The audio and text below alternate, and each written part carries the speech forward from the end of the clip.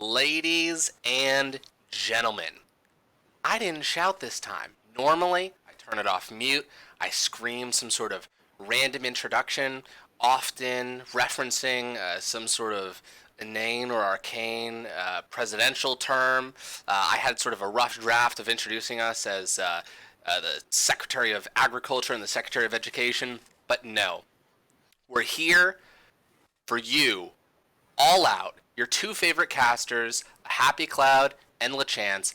It's the executive finals, and I'm so excited for this game. Happy Cloud, how are you feeling about this matchup? Let's just get into it. I'm excited. This was not um well, I don't know if this wasn't the teams we were expecting, but there Sure. were quite a few upsets leading to this point. Um Whether you thought so or not, I think based on standings, Bill Withers taking down Frank's Little Beauties was an upset, and it was a dominant performance Yes. from them. You know, they came in and just really seemed to have a better understanding of what they wanted to do and strategy and everything like that. And on the side of Sensei Randall's, totally upset the Gold Diggers, I would say. Absolutely. Considering Gold Diggers in the regular season kind of just, for lack of a better term, blasted them both games. Yeah. And they came in and they had three really close games too. It wasn't like it wasn't as one-sided as our other semifinals, but it was still a pretty entertaining and pretty back and forth series. So they really fought to be here. A lot of players stepped up. You Rhino really stepped up, which is exciting because I would say the all eyes for this matchup is on the mid lane. Chibi Dragon has taken the league by storm ever since he was added to Bill Withers, carrying them to a playoffs, carrying them through the playoffs. Not that everyone else on his team hasn't been stepping up, but that's definitely like that was the biggest change for them. And yeah, also shout out to the notorious Bud, who was able to hold his own against Physical, who was probably touted as the strongest top lane in the executive league. And to put it in perspective for our viewers, I think Physical and Chibi Dragon both could have been like in CEO easily, right? Oh, yeah. They're performing super well. So yeah, should be an exciting match here. Absolutely. And I mean, you know, just, yeah, speaking, creating the context of this game, definitely neither of these teams supposed to be here in that traditional sense. Both of these guys punched up super hard, especially this executive league. We had way more matches in the playoffs than we were even supposed to. I just want to say a real quick shout out to all the teams that played in executive this season. Especially everyone has been so chill when it has come to, we played our economy finals last night, which, by the way, if you want to see that, the VOD is up on our Twitch channel as well, and it will be up on YouTube later. They had to rearrange it because the Bonobo boys are from Hawaii. They switched around. So I love the can-do friendly attitude that you find here in the Executive League. And we're starting the band phase off. Guys, this is going to be a best of 5. This is the finals. There is nothing after this. It's show up or go home. And Sensei Randall's Intermediate Karate Squadron starts off with the Kled band against Tarded, and we all knew that was going to happen. Yeah, Tarded. I think before coming onto this team and switching his clan tag, he used to rock the Kled clan tag. He is definitely a very strong Kled player. Yes. Not a Kled one trick. He has many champs under his belt, so He's got a lot of tricks. It's definitely not, something that I would say would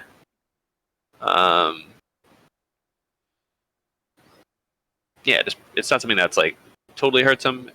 It's probably something he prides himself on, that he's able to pull a ban. A Swain ban coming in. Very interesting. That's something we see. The Ari ban is another target ban towards Chibi Dragon. Yes. His Ari made it through one game last week, and he showed Frank's Little Beauties why the Ari has been permabanned versus him. The Aphelios band coming out. We saw N7 Shepherd on that jazz, playing those tunes and carrying his team to victory. If you guys want to watch another awesome series, we streamed it on Tuesday. Sensei, Randell's, and Gold Diggers played one of the most engaging best of 3 series I've ever seen. And just what a comeback story. Incredible. Really incredible. And the Graves band coming in, for example. So yeah, Example put up a huge showing last week on this Graves. Really popped off. I think that the story of the Bill Withers versus Frank's Little Beauties semifinal match was jungle mid.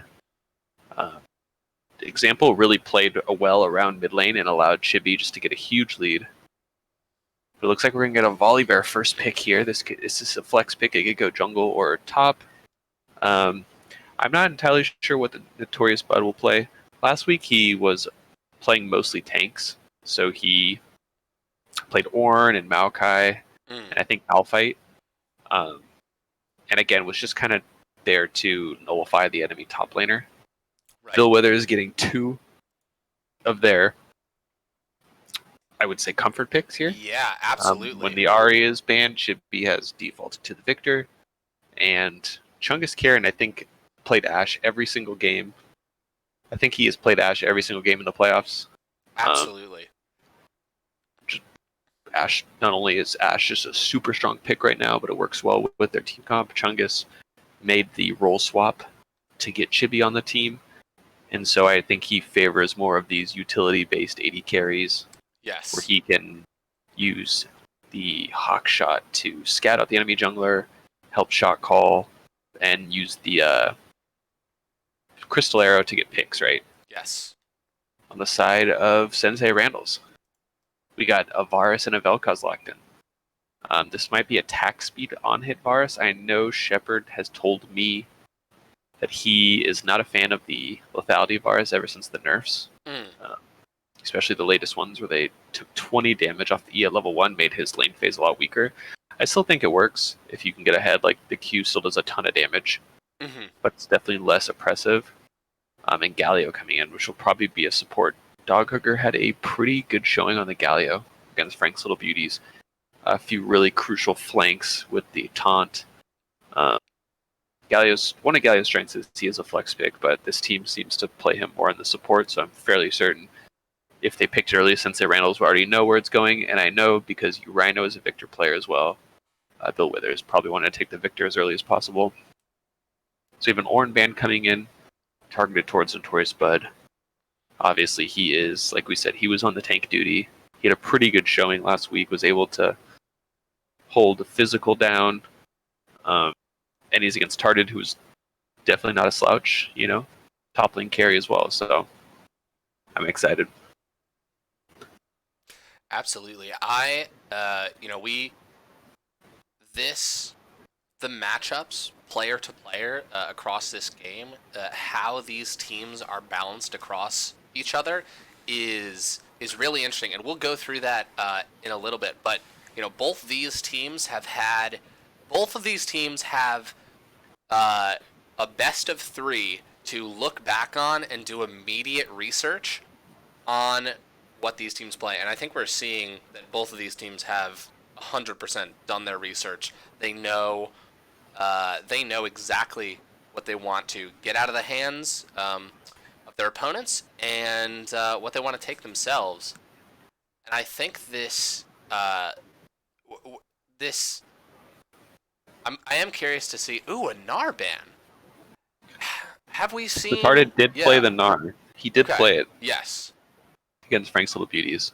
Gnar is also traditionally pretty decent into these tank champs. Yes. Which makes me think they're going to want to pick a tank for Bud here. Yeah. So here's the thing. Yes. Example is a Trundle player. Okay. So if they do happen to pick a tank top, like the Malphite, which is great into Wukong, right? Malphite is considered a Wukong counter. Right. If they do pick this Malphite, I expect their final pick to be Trundle. It looks, I mean, Trundle just seems so strong against Sensei Randall's comp. Also, Oh, the huge. Morgana. So we're going to finally, so the Vel'Koz is going mid, actually, which is pretty interesting. I'm Yeah. not sure I've ever seen you, Rhino, whip out the Vel'Koz. I don't know personally. I play mid, but I don't know who's favored. I imagine they just farm it out. And there's the Maokai. Hmm. So I expect a Trundle pick here. I would be very surprised Yeah, let's if there see. wasn't one. Old No Name had, if I'm remembering correctly, had some great performances on Morgana. Some legendary bindings that really turned the game around. So, There it is. yeah, you Rhino says that he did play it against GZG in their first series. Um, against Victor as well. Okay, All cool. right, absolutely. And there's that Trundle, just like you said. So I don't know if they're in the correct order. Then Old No Name is going to be jungling today. Oh, oh, okay. So Broken Chamber will be on the Morgana. So we'll have to see if he can put up as good of a performance. Absolutely. Okay, so it's gonna be Volibear jungle. Also, uh, there was some uh, questions about my pronunciation of Sensei Randall's, and I just want to say you guys are right, and that's my bad. I was pronouncing it wrong this entire time, and I apologize.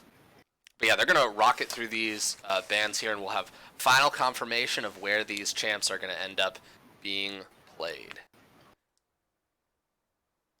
We will.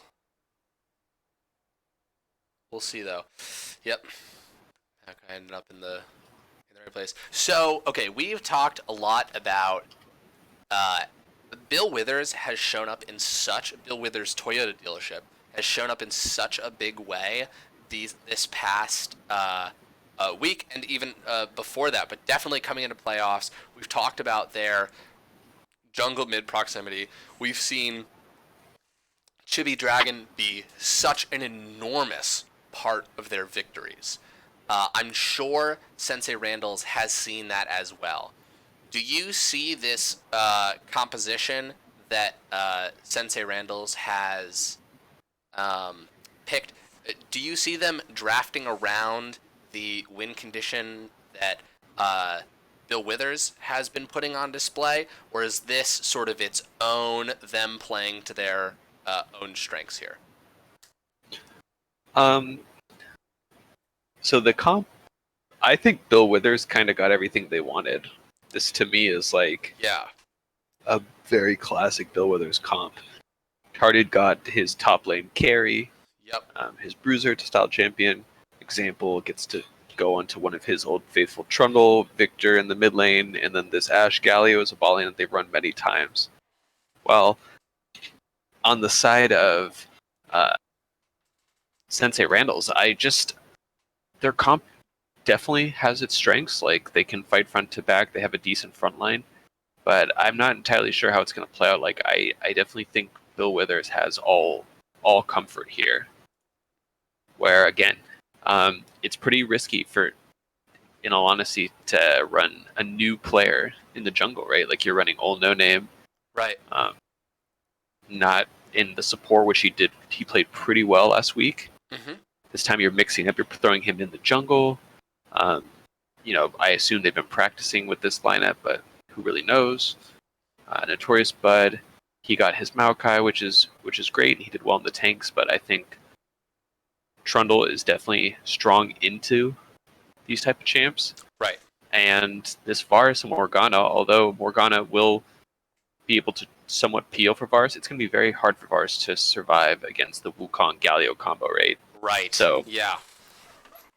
This is another situation that Sensei Randall's found themselves in against Gold Diggers, where you've got the Black Shield, but there's so much CC that the Black Shield might actually not be enough. And Varus, not being the most mobile of AD carries, is going to have to be very particular where he positions himself in these team fights. Although if he gets going, that's a champ that can, eat through Bill Withers' teams. We'll just see. But I think, looking at what's going on here, especially with the synergy between, if I'm thinking about 5v5 team fights, starting off with a narrow, Wukong gets into the back line, you Galio ult on top of that. I mean, that is a disgusting chain of abilities and a really scary potential for Sensei Randalls to be up against. Yeah, for sure. I agree with it completely.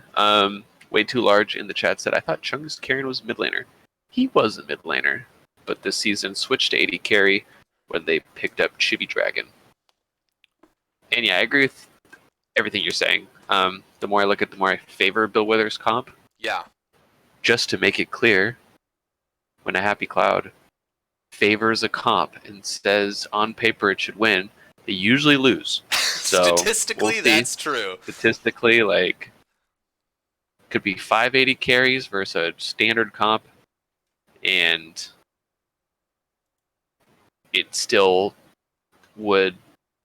The 580 carry comp would win somehow. I don't know. I would still be wrong. So statistically, we'll see, statistics fail in the face of. I do think Chibi. I am scared of them giving over the victor to Chibi. Yeah, that is definitely something. Now I do know they took the Volibear from example because last week he played Graves, but he also played Volley. Sure. And he did well both games, so I knew that was somewhat of a takeaway. And maybe that's a champion all no name is more comfortable on. But we'll have to see. Yeah, definitely a possibility. Yeah, I don't know. This is really different, right? We've seen, certainly you and I have seen Old No Name play support, I believe, every game that's been streamed at the very least. So maybe this is their playoffs secret strat that we'll be getting to see here. Also, things are happening. Maybe their jungler they used last week, something came up and he couldn't make it, so they had to make an adjustment. A lot of these teams have multi-man rosters. Frank's Little Beauties, I think their roster goes 10-man deep. I have seen Broken Chamber play for them before. I know they probably, have a decent size of players that it's okay for them to, that they might switch things around every so often. So, but guys, thanks for joining us. We are about to begin Game 1 of our Executive League Finals. On the blue side, we have Sensei Randall's Intermediate Karate Squadron. And on the right side, we have Bill Withers' Toyota Dealership. And you might be like, wow, they didn't even talk about the stream crashing. And you're right. And it didn't this time. And you also might be noticing that there are some logos up top, but there are no numbers next to them. That's because no stream can start without some sort of mistake. And I have karmically gotten ahead of it, and I've made a tiny mistake instead of having the whole stream crash. So this is just sort of how I am battling this whole situation. It seems like a pretty standard 5-point start right here. Advantage to Bill Withers, they'll win now off of that damage. Although, was it more worth it for Ashe to lose that mana or for that health to be lost from Varus? I think it's kind of irrelevant, right? They're both just gonna regen it up. Call me crazy, but I think the game's decided right there. Also, regardless if the game is decided from that, this is a best of 5. So, totally different mindset, totally different in terms of endurance, and what teams can pull out here. So Bistro Mathematics says Shepherd Gap incoming. And Lonely Champ says, is that the Chibi Dragon? The mid lane super carry with a knack for salsa dancing? Chibi is a player so feared for his RA gameplay that some say he has 9 tails protruding from his backside. He doesn't suffer from lag or mundane performance issues like other players because he uses Blitz Oil for men.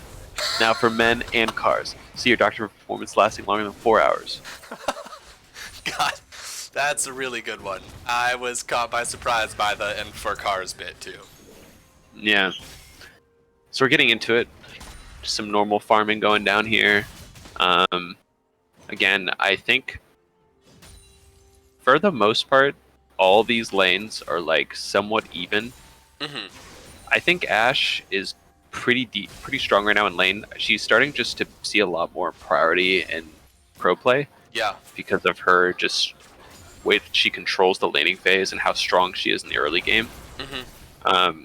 I do think Morgana has an innate advantage versus Galio. Like the Black Shield really can stop his whole combo from going off and protect from most of his burst. But in terms of like trading, I don't really know who has the innate advantage. Right. And then in the mid lane, I'm pretty sure it's just kind of a farm fest. But we'll have to see. And then top, I think Wukong should have a little bit of advantage in lane, but once Bud's able to tank up, it's going to be very hard for Wukong to kill him or even pressure him that hard. Ooh, nice trade there by you, Rhino. Right there. Yeah, absolutely. You Rhino giving him the business. Showing he's not just going to get beaten around. So, when you look at these, okay, so here we see Trundle. You're the mid lane right now, but you Rhino playing very safe. Doesn't seem like he's in any position to be ganked right now. I think everyone from Sensei Randall's outside of that Maokai is pretty safe, and we might see a gank here with the volley in that side bush, but maybe not. Who knows? Yeah, so I don't know if they spotted out Trundle. Ooh, you Rhino is up a little far. Risky trade there. But last week we saw Example just kind of have his jungle proximity was mostly around mid. Right. And you can see old No Name, I think he's just here just in case. Like he knows that, okay, Trundle could be around here. Looks like he's running out for a little bit of a gank here. Chibi just falls back. They don't want to face check into that bush because they don't really know where Trundle is. Right. But I think All No Name realizes that he's going to have to give a lot of his proximity to you, Rhino. At least until you, Rhino, has the ability to just clear the waves, right? Once he has enough wave clear, I do think this mid lane matchup's going to devolve into like they both nuke the wave and walk away. Right. Vel'Koz can double W the wave. Oh, Chungus Karen is actually caught up. A forced flash there. Great follow-up Q. But, I mean, Sensei Randall is showing, okay, if you leave Ashe alone, we are going to press and be aggressive. Yeah. Wow. Notorious Bud reading that really well. Notorious Bud guessing correct. Oh, a flash in and a flash away. Takes a turret shot for it. Whew. Wow. Yeah, that was flash for a flash. Yeah. Tarde could have done like the auto Q maybe to get the because your Q's an auto reset, right? So you could like instantly get off the damage. Might have finished him off. I'm not entirely sure, but yeah, they trade flashes there. We might see a gank here from either one of the junglers now. But yeah, so while there is a massive advantage, not massive, but like an advantage, you know, I think it's safe to say in the mid lane for Bill Withers. Chibi has shown his dominance over the course of the league. Shepard has been dominating in the AD carry position. He is kind of what Chibi Dragon is to Bill Withers, Shepard is to Sensei Randall's, where they like really play around him in the late game. Right. A lot of resources come his way. A lot of these comps will be built to fight back or front to back. Right. And it's going to be, we'll have to see if he's able to carry, right? And if they're going to change up their game plan, instead of giving him the jungle attention, of giving it to you, Rhino. We're going to have to see if he can build his own leads. A little bit of a dragon fight here, though. Yeah, speaking of jungle attention, Sensei Randall starts that dragon up. A very full health Bill Withers shows up, and they say, all right, let's actually just back off. You know, we don't need to die over this. And we are, you know, this league executive has been very bloody. We're coming into 6 minutes. We usually see kills like this or happen in those situations. And Sensei Randall's, you know, we talked about their evolution of objective focused play in their last. Oh, and then a really good. Are we going to see a solo kill? Oh my god, a that solo kill. Was unexpected. You, Rhino, stepping up and saying, listen, talk about N7 Shepard, talk about Chibi Dragon as much as you want, but I'm a weird, googly-armed octopus, and I'm going to shoot you with all my laser beams. That was really well done and a very patient full combo. Wow. Yeah, huge. Huge from you, Rhino, there. He really, I don't think Chibi Dragon thought he was going to die. Like, he still has a splash. Right. I think he thought, like, okay, this doesn't kill me, but when the life form disintegration, right, I think it's called, the ult from Vel'Koz, Big purple laser, yeah, it keeps, for each time it ticks on you, it adds more and more of the passive, which deals true damage.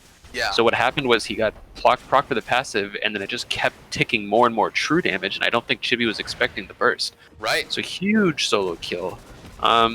It's probably still pretty even in the mid lane. Yeah, Chibi still even has the gold lead because of the CS differential. Right. But overall, huge play. Yeah, good job. Yeah, no, you, Rhino, deserves those accolades. And what I was just talking about before that was we saw Sensei Randall's in this best of 3 series that they played on Tuesday against Gold Diggers. Okay, here we go. Notorious Bud using his ult to lock them up. Pillar comes out. Let's see if he can walk away. He's a big tree boy, but there's a lot of damage, and Ol No Name actually jumps right in. Let's see, that's a lot of damage here, but you, Rhino's here as well. Okay.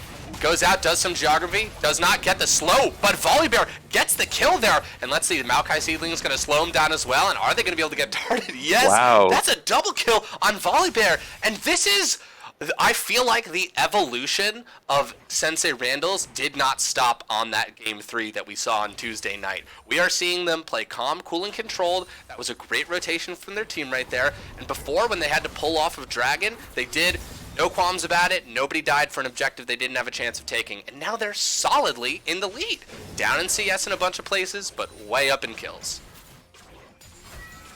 Wow. I mean, really only have a CS differential in the bot lane, right? That's true. Okay. Ult comes out here. I don't know. Okay. It got chains over to too. Chungus, and they burn the heal. Some auto attacks going down. Spell Shield is on Shepard still. Unfortunately, Shepard doesn't have any mana, so he can't proc the blight stacks that his ult gave him. He might have been able to nuke Chungus there. But yeah, I mean, huge play on the side of from Ol No Name, reading where the jungler here was. We go. Ash Arrow comes out, but an absolutely fantastic spell shield blocks it. They're good and they walk away. Yeah, Broken Chamber just activates the black shield and makes that whole game kind of useless. Yeah, it doesn't totally. Okay, let's see here. Top laner's fighting again. Didn't really turn into anything. I'll say this. I speak hyperbolically, but so Sensei Randall's is not so far in the lead that it's like uncomebackable, right? But for this 10-minute mark and for the fact that they were down in gold before, that is a huge swing. Okay, here we go. Let's see. Pillar comes out. Ol No Name is right around the corner, though. Props to Ol No Name. I feel like he's been in all the right places. Yeah, I mean, definitely has been jungle tracking pretty well, I think. But with Chibi getting this blue buff, it is definitely okay. This seems a little forced. Yep. Okay, they get the Trundle ult. Not the end of the world. But yeah, Chibi even dying still is just like really taking off. He's almost at 10 CS a minute still, which is like pretty ridiculous for him. He has been pressured. There are spam assist pings going on in the bot lane on the side of Sensei Randall's. Yeah. No, they're looking to make something happen. I mean, this dragon is going to come up in 17 seconds. And if I'm... Broken Chamber. That's a really good pillar right there. But examples being held into place. The rest of the team's showing up. They've got numbers to do something. And Chibi Dragon's actually backing right now.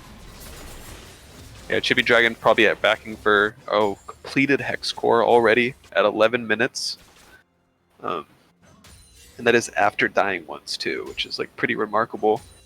So he's going to be so strong for this dragon fight. I don't know if Sensei Randall's want to take this on. Like, I feel unless they are able to get a binding or like a Vel'Koz combo and Yeah. instantly kill Chibi, it's like very risky. Yeah, no, absolutely. Chibi is still... I mean, Chibi is doing his due diligence and just getting the CS that he knows he's going to need. It's not like dying that one-time tournament and nothing, whereas you, Rhino's been rotating, I feel like, pretty aggressively, and his CS is going to reflect that after a certain point. Yeah, you Rhino definitely looking more for these roam plays, and Okay, yeah, Broken Chamber, forced flash right here, but look who's here. It's actually Volibear around the corner, and Seven Shepherd sets his ult out, takes a huge amount of damage out of this Ashe right now. The Ashe arrow comes, but he cleanses it, and they're going to get the kill on Galio. you got to see a little preview of that. Like that CC chain from Varus and Morgana is ridiculous. He was stuck there for like 3 seconds almost, and yeah, pretty big. You know, we've still got a lot of games to go, but I'm really impressed by Sensei Randall's. And for the folks who don't know what we're talking about, okay, example, in a bush here, Broken Chamber, going to check, and he's just running for it, but he's going to get taken down. That was sort of a last-ditch rush there. Yeah, I don't know if that's even worth it. Like, right, you can give up the drags and and just get him in the late game. You do scale very well, but yeah, Sensei Randall's like surprisingly having a much stronger early game. I would say that this is a 1v2 right here. I don't know. Yeah, he flashes there. They get the charge off. That's something. Yeah, Old No Name unfortunately having to waste his flash. He could have maybe saved his ult, but I think he wants to save it here to force his turret down.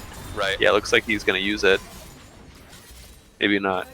But as I was saying, Bill Withers in their semifinal match kind of outpaced Frank's Little Beauties. They had a way stronger early game. Yes. All 3 games, both games. And we saw Frank's Little Beauties was able to somewhat team fight them in the late game, but just because of how far behind they were never able to really clutch anything out. Mm-hmm. And on the same side, Sensei Randall's against Gold Diggers never had a lead in the early game. I don't think. I think they always were behind, and they came back, right?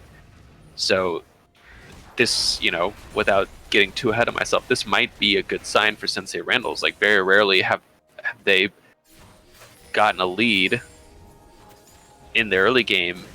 They've always been having to play catch-up.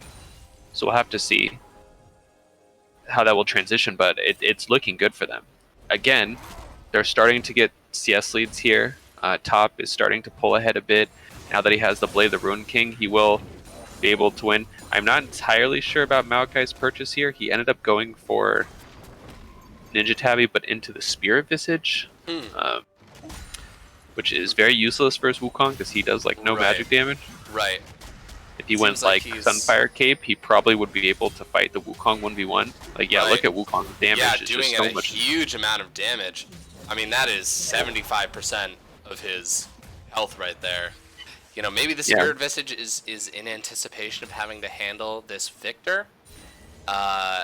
Maybe for the healing, but absolutely in this 1v1 it is not good. Okay, Broken Chamber lands a binding here. I don't know if they're going to commit to this or not. It seemed like Volibear wanted to give him a hug, and I get that. Now, Dragon, 2.5 minutes away. These teams are posturing for first towers right now. Also, fights. All right. Volibear backs off right there, just being a little bit intimidating. He can do that right now. He's 2-0-2. A great binding onto the Ashe. Let's see a flash. The Varus ult goes and the Volibear jumps in. Let's see, they're going to keep chasing down Chungus Karen. And they get this kill. They do. I think it's going to cost Volibear his life, but they get the kills. Wow. They give a shutdown to the support, which really isn't that big of a deal, and they get 2 kills there. Old No Name just almost surviving because of the Volibear ult turning off the turret. Yeah. But yeah, I don't think they want this. Again, Chibi is very strong. Like, he is halfway to his Lich Bane. He's got the completed Hex Core. Again, he is like almost over 10 CS a minute. He's just farming so well right now. Right. Yeah, that is going to be the rude awakening, is when they do have to deal with that Victor, if it's allowed to get to a really online point. And I don't think there's any, the kills are spread pretty far across, the deaths are spread pretty far across Bill Withers. I'm just looking at the gold. I don't think anyone is like crazy behind, right? Like that Wukong still has a lead in the top lane.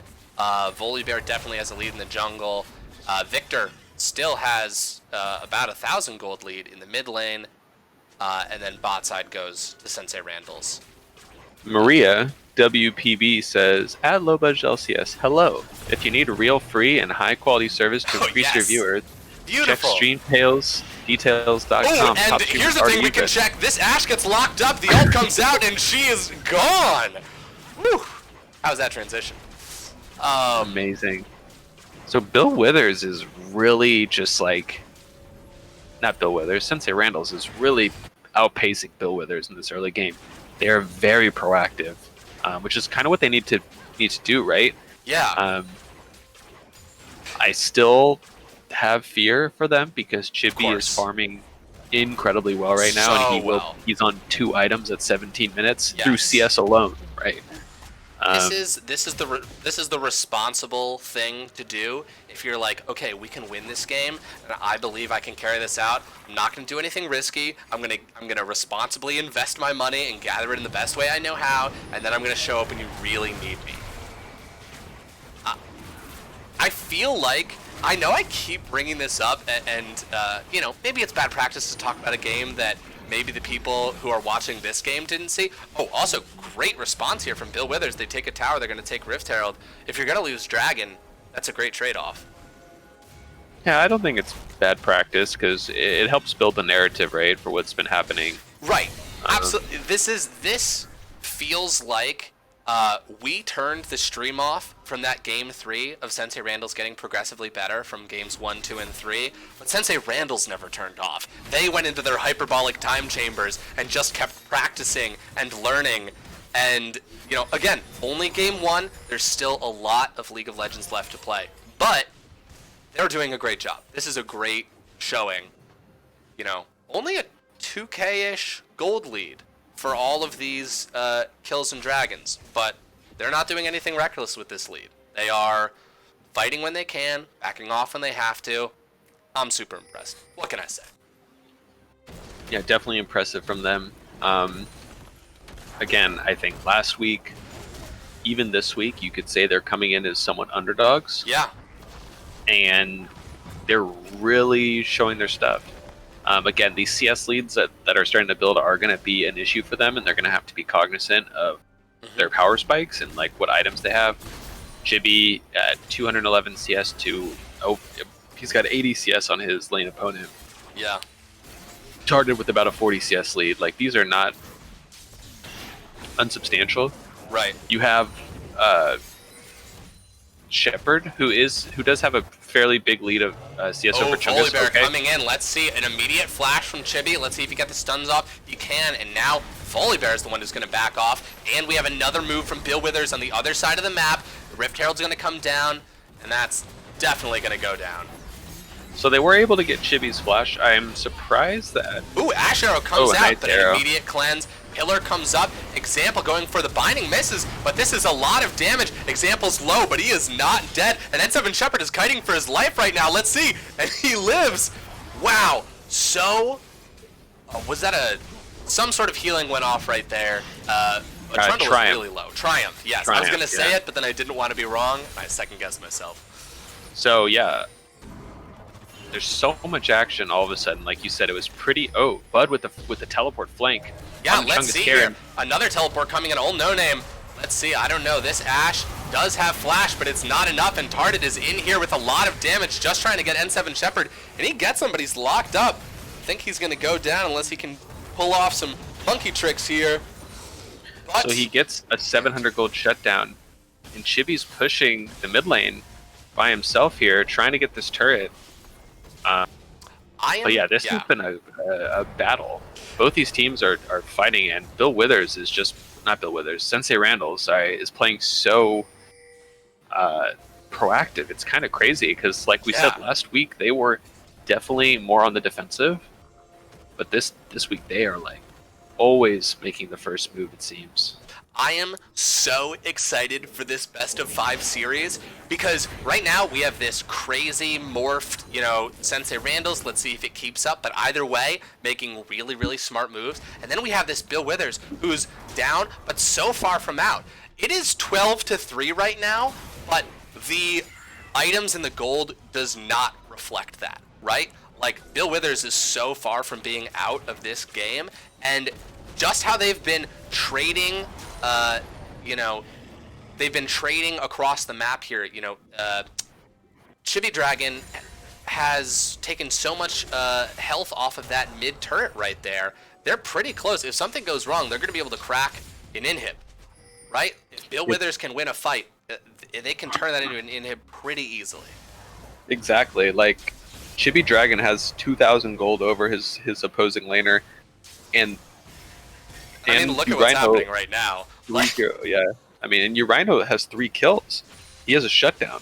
Yeah. Chibi Dragon being 0-1-0 also is worth a shutdown goal just because of how far ahead he is from his opposing laner. Right.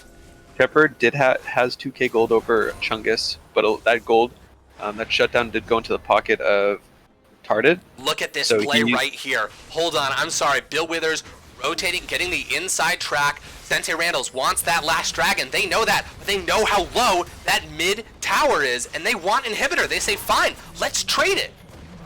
And now Sensei Looks Randall's... like we're going to have a team play here. Absolutely. Let's see here. Old No Name going in, tanking up the Shepard.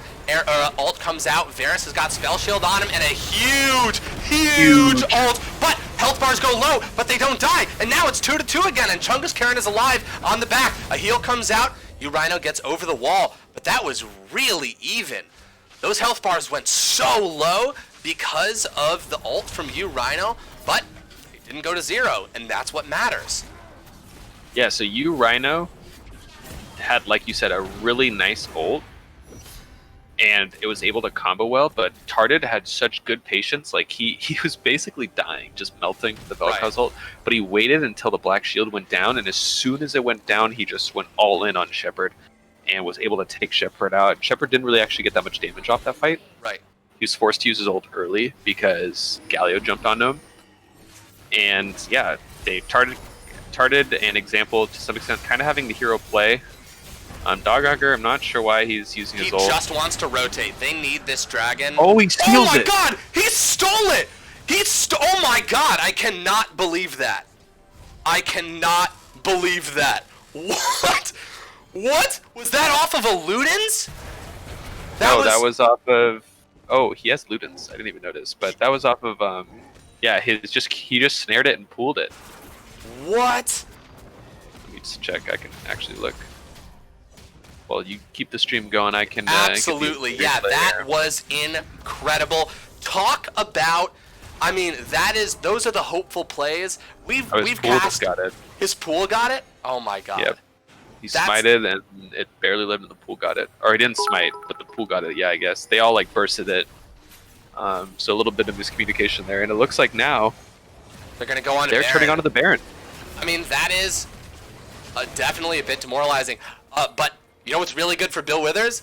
They're in the gold. They have a gold lead right now. They have more money and so much damage being put down. Killed. Example instantly killed, but Chibi Dragon doing so much damage over the wall might in turn be able to steal this Baron. He's not able to. Chibi Dragon flashing away. Urino dropping this ult down. Let's see. Galio goes in, does get the taunt right there, but Shepard's on the backline doing an insane amount of damage. And if Tarded and Chibi Dragon, rooted up, slowed, that is incredible. This series is going to be hype as fuck. And Chungus Karen is down in the bot lane, just pushing. Wow. Huge. Enormous. Like, okay, so Urino... These games are going to be so good. Oh, yes! Okay. Urino stepped up there, and the jungle, Example came down to get vision and potentially, look to get into the pit, and he instantly kills the jungler because he doesn't have much MR. Right. And one strength of Vel'Koz is, besides having the double pen, he does true damage with his passive, so he's just starting to do so much more damage. Chibi, and with the frontline falls, it's hard for Chibi to step up because Notorious Bud and Old No Name can just kind of bum rush him, and it's hard to play Victor without being able to to like kind of make your own moves. Chibi Oh, with they're a huge flashing flank a here. flash, and Chibi, huge flank. This is going to be a double stun right here. Rhino goes golden, but it doesn't seem to matter. He does get the knockup, but Chungus Karen is going to get that kill in that shutdown. And now Bill Withers finds himself in a position where they can make something happen. They're going to be going against Baron. That's definitely an accidental. Sample with the misclick there. It's the excitement. They know that they could turn this around. Even though Sensei Randalls has played so well right now, there's still a chance. And they want to crack this inhib, it looks like. So they're trying to get the inhib. Sensei Randalls. Oh, no, going in right here. They see Dog Hugger's pretty low. Okay, that Q didn't do as much damage as I thought it would, but this is a N7 Shepherd with, okay, flashes away immediately because Wukong's here. He's got exhaust on him, but another spell shield. And this pairing of Morgana and Varus, and more importantly, Broken Chamber and N7 Shepherd are showing up. These spell shields have been great. Yeah, and it's kind of what they did last week, right? They had somewhat priority on this Morgana pick, and they just used it to peel for Shepherd. Broken Chamber leaning more towards like a mage style Morgana with the Luden's Rush rather than the support. Might have figured his team need more damage. Not entirely sure if I agree with it, but it's, to each their own. But like you said, his spell shield. Oh wow. My god. Okay. And, here we go. This is the Chibi Dragon. Broken Chamber caught a little bit on the side, but Rhino shows up to help, and Victor says goodbye. And this is the strength of the 3-item level 16 Victor, right? He's just so 300 farmed. Farm. He has 300 farm, 10 CS a minute, just getting so farmed. As well. Young OG Kush Gang. Is this ranked ARAM? This is our Executive League finals, which is our plat and gold mostly league. So yeah. It's a best so of five. basically, it is the ranked ARAM. Yes, it is. We also call it ranked ARAM, and couldn't be more excited. Yeah, it's been definitely a battle here. Huge. I mean, the next objective, the chance, the next fight has to be the Ocean Drake, because if they get it on the side of Sensei Randalls, they are gonna have the soul, and the Ocean Soul with when you have a Beefcake frontline. Bud is walking gonna into. Be cut out here? Let's see. A pillar could slow him down. He gets the level 16, which he's gonna need. A great W. The Ash Arrow comes down. He flashes the arrow. He is gonna be out, I believe. Yeah, absolutely. And some good damage over the wall here from Rhino. Wow, Bud actually, I thought he misclicked, but I think he was just trying to bait them into the funnel against Rhino there, which is pretty well done. Yeah. And because they all went onto Bud, they have no way to get into the pit. They're just burning down the dragon. They get do, the and soul. now they've got it. Now they go on. They say, this is the time, and the Kali ult is not going to do anything. It doesn't hit any of the gentle targets that it needs to. And let's see, N7 Shepherd onto Dog Hugger right here. And that is a 4 for nothing from the side of Sensei Randalls. They've got Ocean. And if there was a time to push to win, I'd say it's now. Oh my god, yeah. That was... What is this, Sensei Randalls? That was... Bud was like... For a second, I thought he was caught out, but he just ended up working out so well for them.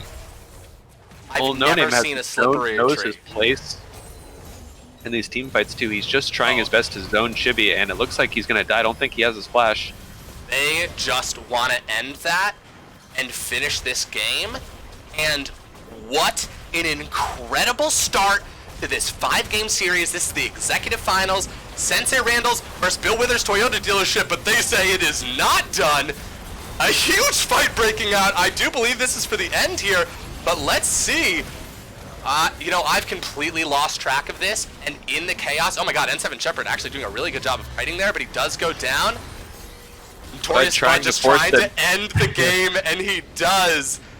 Okay, that last fight with Held, what an insane game. What an insane way to start this incredible series. Holy God. And let's just really quickly glance at these damage charts. My goodness. Wow. Again, Chibi Dragon living up to his motif here of still doing the most damage in the game, getting so farmed, like just really popping off. But yeah, Sensei Randalls, this, LeChance, you were talking about this being an evolution of them from last week, and my counter to that is they're playing even better because they were not this proactive last week. They were always kind of on the back foot. And huge, like, from them, like, just really well played on the side of Sensei Randall's. Tarded and Chibi Dragon both were able to get, like, fairly substantial CS leads, but it didn't really matter, like, in the end, because of just they were always seemed to be on the back foot, right? Right. Um, Absolutely. I mean, we'll see if this keeps up. We've been talking a lot about Sensei Randall's, and I fully intend to because I'm absolutely flabbergasted. But Bill Withers was so far behind in terms of kills, but the gold was very, very close to even.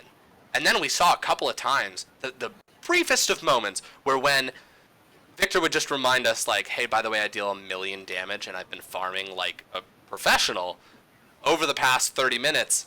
Don't forget about me. And I think that if things had swung a little bit in either direction, I mean, we'd see a Bill Withers win here. Like, that's not hard to imagine at all. yeah, I mean, it just, like, those fights could easily be swung if they weren't able to kill Chibi or they were able to get the initiation. I think the main reason we never saw Bill Withers able to get a commanding position is they really didn't have a way to engage, and their engages were kind of sloppy, right? They didn't have a way to get Shepard with the Black Shield. Right.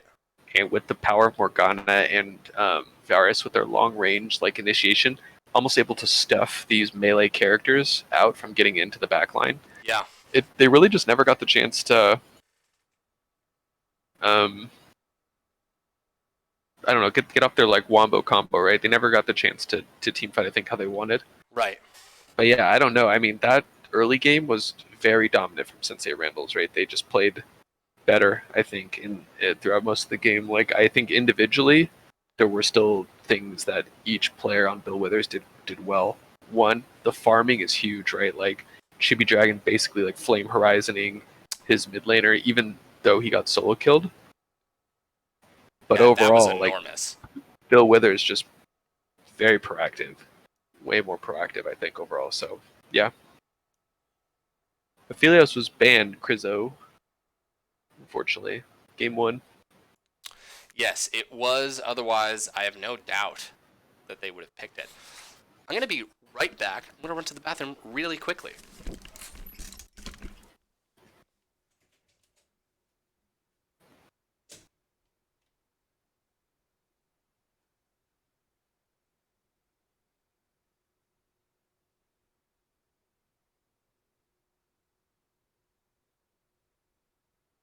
Hello, stream. It's me, a Happy Cloud. We have some downtime here before we get into game 2. And while I have you all here, why don't I start off by saying you should follow our Twitch stream if you're not already doing that. If you like what you see here and you want to be part of the LBLCS community, check out our Discord. After the finals, we'll be starting our Valorant League in about a week. You can join up. It'll be awesome.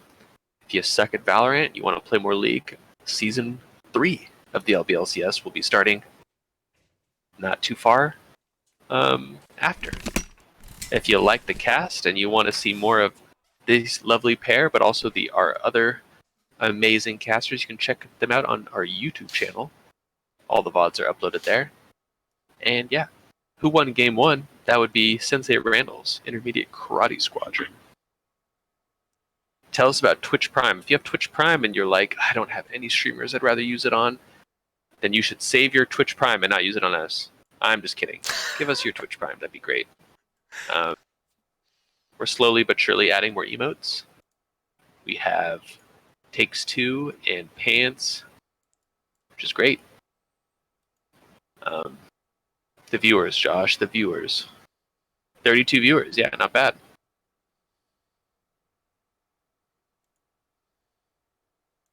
Anyway, how's everyone doing on this fine Saturday evening? Hopefully well. Um, it's pretty exciting stuff here. I cannot wait to see what happens in Game 2. Sensei Randall's Oh. changing up the dynamic of their team and actually playing a very solid early game, and being proactive. They were ahead on most plays, which is awesome. And just once they put their foot down on the gas, they never quite stopped. So yeah, should be exciting. And you're like, oh, these playoffs are amazing, but I'm just wanting a little bit higher level of play at Happy Cloud. Where would I find that? Well, tomorrow night at gonna say 6 p.m. Eastern is our CEO finals featuring Solar Flare Gaming and Titan Gaming taking on each other in an epic best of 5. Should be great. It's also possible that it's being streamed at 7 p.m. Or 7 p.m. Or 7 p.m. You know what? Clear your whole calendar. Just keep the day open. It's happening in around those times. Also, thank you to Coffee Mixer for the follow. They also say in the chat, meow. And yeah, that we appreciate that. Yeah, we do. 19 Steps says, is the Sejuani the woman or the boar? I don't know. I truly don't know. Okay, we've got a pro draft link. Let's get that in there. Also, make sure to check out @ZeliusLol for sick memes. For sick memes and awesome dreams. Tell us the CEO final narratives. Titan Gaming were huge underdogs going to the CEO playoffs. They were able to beat Glacial, which I think was an unknown. I would say they weren't favored, but they weren't like underdogs. But they were able to topple the Glue Eaters, who were huge underdogs, I would say. Solar Flare Gaming, on the other side, they beat the Glue Eaters, who were first placed in the regular season. Solar Flare Gaming, on the other hand, were able to beat the Spin Doctors. And then in their semifinal match, played against Canadian KFC, who, besides losing in the first round of the playoffs, were able to basically go on a tear through the season, crushing most opponents. I think being the fastest team. And with a lane swap, putting their star top laner into the mid lane, they were able to crush Canadian KFC. Not crush them, but play very well against Canadian KFC and end up defeating them as well. So pretty exciting stuff, I think, in the CEO League. Should be a battle, one might say. But we're getting into draft, guys. Kled and RA Band on the side again for Kled and RA Band towards Bill Withers and the Graves. The same bands on both sides, actually. This time, Aphelios' ban is being swapped out for a Varus ban instead. And the Volibear first pick again. So they let, yeah, they've let the Aphelios through. Volibear, Victor, Olaf. So they say the Victor was fine. Give us that Victor back. That is, we're psyched on that. I think the biggest thing, the biggest difference, right, the big thing against this team is, like, that whatever he gets, he's going to get farmed on. Right. So I think they're like, you know what, you could have the Victor. Or they probably planned for him to have the Victor. They think they know he's going to take it whenever it's up. Right. And they'll just play around it. So we have a couple changes. The Vel'Koz coming back in, and this time Aphelios coming in. So they were like, okay, we don't like this Varus. We don't like his ability to outrange us. We don't like his ability to have this like initiation and CC to peel himself. So we're going to take that away. Mm-hmm. But they are giving Shepard Aphelios, who is insane, right? Strong, like a super strong champion, and one of Shepard's best. And Bill, my God, the name on the thing is actually messing with me. It says Bill Randalls and Sensei Yeah. Withers. Okay. Bill Withers going for the Olaf Misfortune pickup here, which is pretty big, actually. Pretty different. So this will be the first game in the playoffs, I think. Chungus Karen has not played Ashe. He has opted for it every single game. Morgana ban coming out, responded with the Thresh ban, and Ornn, which was the same ban against them last time. So the bans are somewhat changed, but pretty similar. And yeah, so the Gnar is left up. That's the one change. They opted to ban the Thresh this time. Right. And they probably saw that because they banned Morgana, they knew Dog Hugger is a Thresh player. So they knew he might want to team Thresh up with Misfortune, but Dog Hugger, I think, likes to play these playmaking initiation supports. The Galio gets picked again, so they're giving Carded counter pick again. I expect Sensei Randalls to play a similar style comp. I don't know what they'll go with support, but I'm expecting another tank in the top lane. No chance. I would not be surprised if that was the case. I'm kind of loving that Sensei Randalls and Bill Withers now both have these two champions who a huge part of their kit is to be able to stand in one place and just channel their ultimate. And it's going to be a really interesting game to see who can interrupt who. Anami coming out. Now that the Morgana is gone. You know how I feel about Nami, so Yeah. Yeah, no, not a fan. Not a fan. But still might be able to do well in the lane phase. Nami's pretty strong in the lane and has some playmaking potential, but it is going to be a lot different for them without this Morgana Vladimir counterpick. Okay, so Malphite comes in. That basically removes the Wukong from the pool. He doesn't want that matchup. But Vladimir is going to come in and be that counterpick. So a AP carry now for Tardu, which is something we're not really familiar to seeing, I think. Should be interesting. But pretty similar comps, I would say, from both teams. Like, minus a few champs, but the comps kind of want to do the same thing still, I think. Yeah, I agree. I like aspects of both of them. Also, I'm just remembering that it was this time last game that you said you really liked Bill Withers, but then pointed out that you pointing that out meant that they were going to lose, and it did come to pass. So we're starting to be able to get in front of this caster curse thing. Yeah, I actually control every team's destiny. And what I say, the opposite occurs. That's Happy Cloud, folks, a sort of omniscient puppet master who is controlling our lives by declaring the opposite. Fate. Another friend. Your fate has been predetermined. There is no free will. It's all. Oh no! It's just all. Oh God! That's so grim. That is by Riot Games. Absolutely. Where are we waiting on? Cloud? Remember, folks, the future is preordained. Your destiny is nothing. These are the words of Happy Cloud, of course, not myself. I'm legit. Thank you for the follow. Spiderwebs, I believe your name was. Spidey Webs, my apologies. Of course, either a reference to the very popular superhero, or something else.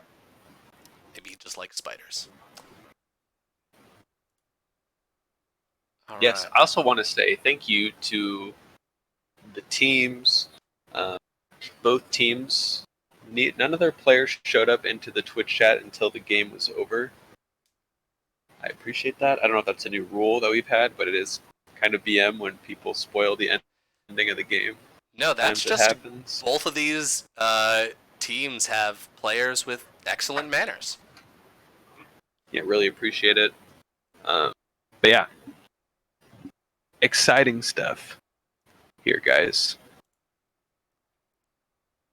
Absolutely, and they're just gonna rocket through these things. I like the Malphite's ability to slap down the Misfortune and Victor in a team fight, just be able to jump on top of them. Um, I am really curious if he'll get the chance. Malphite into Vladimir. What's your what's the I think sitch? it's Vladimir favored, but I do know that if like Malphite takes Comet with the Q Max, he can like trade poke with him in the early game. The main issue is he goes a lot faster than, or he'll go rather quickly, and then Vladimir just kind of sustains back up. So Right, I do know Malphite does have pressure in that lane. It's not like it's it's like super one-sided. It's just Vladimir eventually outscales him, right, and Malphite doesn't get the benefit of uh, stacking all his armor that he usually wants to do, and doesn't get like to benefit from his attack speed slows and other right. things like that. He Malphite does have, he can. It's kind of a game of like a skill check, like in the late game, where if Malphite lands the knockup before Vlad pulls, they could potentially focus down Vladimir, and he won't get to use his hourglass or his sanguine pool and not be able to save himself. Mm. So that's definitely something there. Um, but yeah, I like the Olaf adaptation here. I do think Olaf is quite good into champs like Volibear, into champs like Malphite. Um, I mean, even Vel'Koz, like, he is, when he gets old, he can kind of run these champions down, and it's also hard to peel him off. He can zone Aphelios. Hmm. Misfortune Galio does seem like a pretty nasty combo with the Vladimir and Victor Wombo in the late game. Um, Again, we'll have to see how strong they're in the lane phase, because the only quote unquote winning lane for Bill Withers in terms of like pure 1v1 laning or 2v2 was the bot, or not Bill Withers, Sensei Randall's was the bot lane. Shepard had like a pretty substantial lead over his lane opponent. Mm. But yeah, we'll have to see. I do want to see how if the game goes any differently, if Chibi will be a little bit more cognizant of the Vel'Koz damage, because besides that, like, Chibi did have like 100, he had more than 10 CS a minute, right? He had like 100 CS lead on his opponent. Right. So if he doesn't get solo killed and Rhino isn't able to make certain plays with his team, will they stand as much of a chance in the mid and late game, right? Right. These are questions I have going into it. I do think that if you're Bill Withers, you don't feel like totally defeated after game one, because you can take a look back and Absolutely say, not. oh, the Right. gold was like super even the whole game. We just kind of got outplayed a bit in the early game, and not like mechanically. They just were like Right. always late to the plays. But if they can be the ones to take control, they can be the ones to force the issue. Um, it might be strong for them. I couldn't agree more. I think that I do think that Bill Withers has no reason to be discouraged, and clearly they can take some of these games here. I have no idea. I truly have no idea what this next game is going to be like based off of that last one. Was it a brief flash of light, or is Sensei Randall's going to keep this like absolutely fantastic play up? I also want to read my new favorite copy pasta that Cooney just posted, which is: a copy pasta is a block of text which is copied and pasted across the internet by individuals through online forums and social networking websites. Copy pastas are said to be similar to spam. Spidey Webs, by the way, you should definitely join the Discord. We do a lot of copy pastas. Um,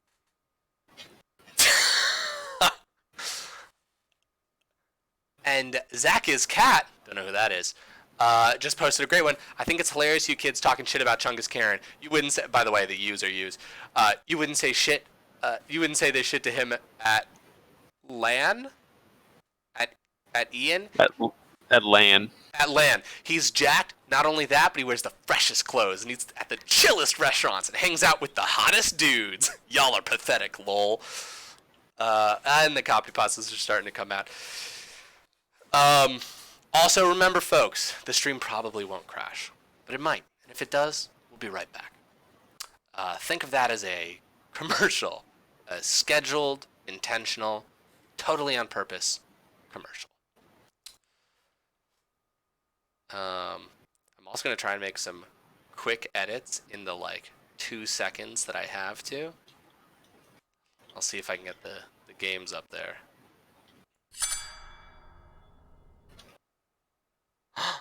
Oh no!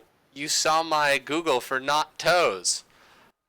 That was explicitly for someone you don't know. Alright, let's see. Alright, so what's your bet, Happy Cloud? What's your bet? Who's gonna win? I don't know, LeChance, because when I say they're going to win, they're going to lose. And is it fair to these teams for me to predict it? Is it fair for me?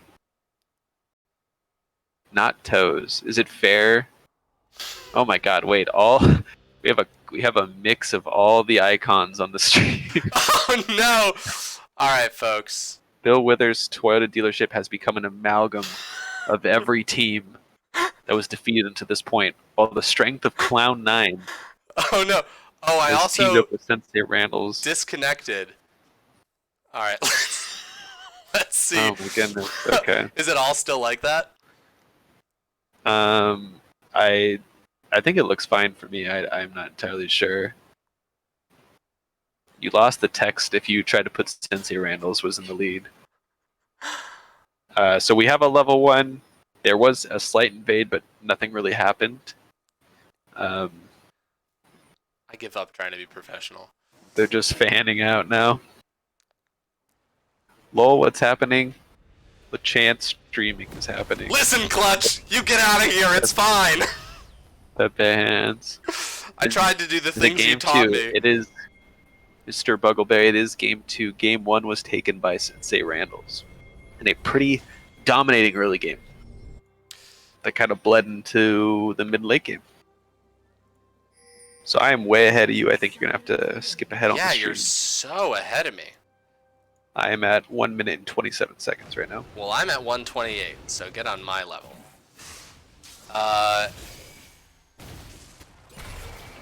Yes, it is game 2. Okay, and you've seen there's no horrifying amalgamation of icons, is there?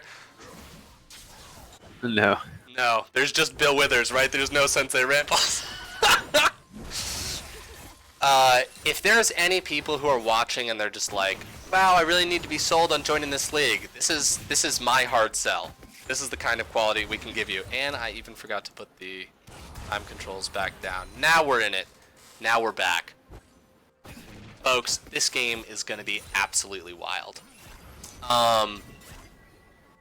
Okay, so, I mean, this is, I know we're so early into this one, but what we saw from the last game was a lot of patience, a lot of farming, a lot of waiting to make the right play, and then a ton of action. So I'm curious to see if, this is a 5-game series. If Bill Withers or Sensei Randall's is like, you know what, we've actually got some...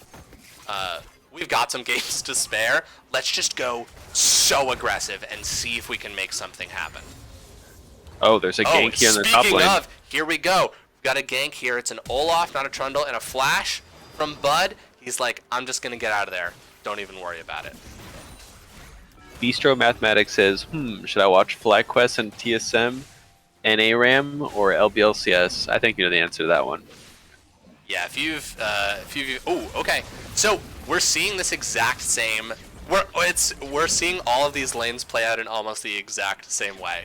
We're seeing Sensei Randall's push hard on the bottom side, but here we go. A heal comes out from you, Rhino. He is slow, tries to throw out some CC. The ignite goes down. He flashes away, and I think that's not gonna kill him. We'll see. He lives. So one thing that's different is Chippy is actually opting for the ignite onto his Victor, which he usually doesn't do. Yes. That tells me that he is going to be wanting to fight more in the early game and get ganks, and we kind of just saw that with Olaf coming in. So they're able to. Urino doesn't die, but he's able to. Ooh, a nice an flash example, forward. a great flash, and examples here. A flash away from Shepard trying to get some space. Another Ignite comes down. Bill Withers is rife with Ignites and a flash out and a heal. Let's see if he can get the last one. He really wants this, but he's gone really deep. Let's see if they can. And first blood goes to Nami. Old No Name is going to keep chasing here. Those auto attacks forcing another flash, and that was Chungus Karen on MF being like, I've got this. Let me get this kill. All been there before. But so I think yes. Chungus Karen like flashing forward like that is a little risky, you know, not having vision, and he gets punished for it. But I will say that they're a little lucky because I think Old No Name did not have his stun available. Right. Because if he had his Q up, he would not only been able to kill Chungus, but he would have been able just to probably get the Galio as well. Right. So it ends up not being nearly as bad for them, and the kill going on Nami isn't like the worst thing in the world. Right. So they know where Old No Name is. Example and him are about even. Example did get one of the Scuttle Crabs. I wonder if Old No Name's going to run in and try to get the other Scuttle Crab. But Chibi was able to get it back off and is starting to pull ahead again, kind of similar to what we saw in Game 1, right? Right. No, absolutely. Your comments about the Ignite seems to ring true here. I think they are going to hardcore be trying to funnel Chibi this game. Yeah, I think Chibi was like, you know what? If they're going to play aggro, we can play aggro, right? Right. Sorry, and I'm choking to death. Please don't die.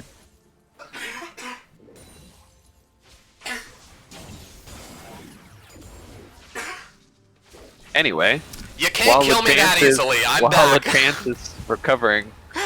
Sorry about that. I drink so many bottles of water while we cast. One of them was bound to get me. Oh yeah, of course. I have my trusty water bottle next to me as well. But yeah. Chibi pulling ahead again with a 10 CS lead, about a 10 CS lead again. Tarded doing his part to get a CS lead, but kind of mirror to the last game. Okay, wait a second, might be a play here in the mid lane. Absolutely, but the camera pulls away. They want us to see, well, what almost happened, but Chibi Dragon's actually able to fight them off, and now Urino's missing some really important health, and a teleport coming down. Let's see, Dog Hugger does not have his flash, so he can't land this stun as easily, but Tarded is here. This is a Bill Withers that really wants blood. Are they going to catch Volibear off to the side? Oh my god, Volibear. He wants that kill. He was too low. Broken Chamber coming around the corner, giving some support, and a teleport coming down. Bud comes in. Oh, Bud, a great bubble landed right here. Let's see. Bud gets the slow, and I think they're going to be able to finish that off. Yep. Okay, Bud able to get his level 6 and recall and get his teleport in, and yeah. Well, although Bill Withers is trying their best to have a way more proactive early game, they're trying to make moves. It just keeps kind of backfiring on them. The teleport play was a little forced, and although at first it didn't seem like anything was going to come of it, Old No Name was in that quadrant of the jungle, runs down, able to flash into Galio, get a kill. Oh, Chibi that is a barely missing his ultimate there, and that would have been a kill. Absolutely. Shepard picking up a solo plate here. Just to, I know we've got some new people watching right now, just to set up what is going on here. Bill Withers, wow, that was so close, sorry. Urino barely survives there. Bill Withers pretty handily beat what I think it's fair to say who are going to be the favorites to win these finals. We saw a completely new Bill Withers show up last Saturday and earn their spot in the finals against one of the toughest opponents in the Executive League. Now, Sensei Randell's has similarly gone through a very long and arduous path, and on Tuesday we saw a lot of growth from them, and we are just continuing to see that from game to game. I am loving the aggression that we're seeing from Bill Withers here. It's just that Sensei Randell's is surviving the push and then responding in turn. And let's see if Bud can get out of this time. He does still have flash. Malphite ults away.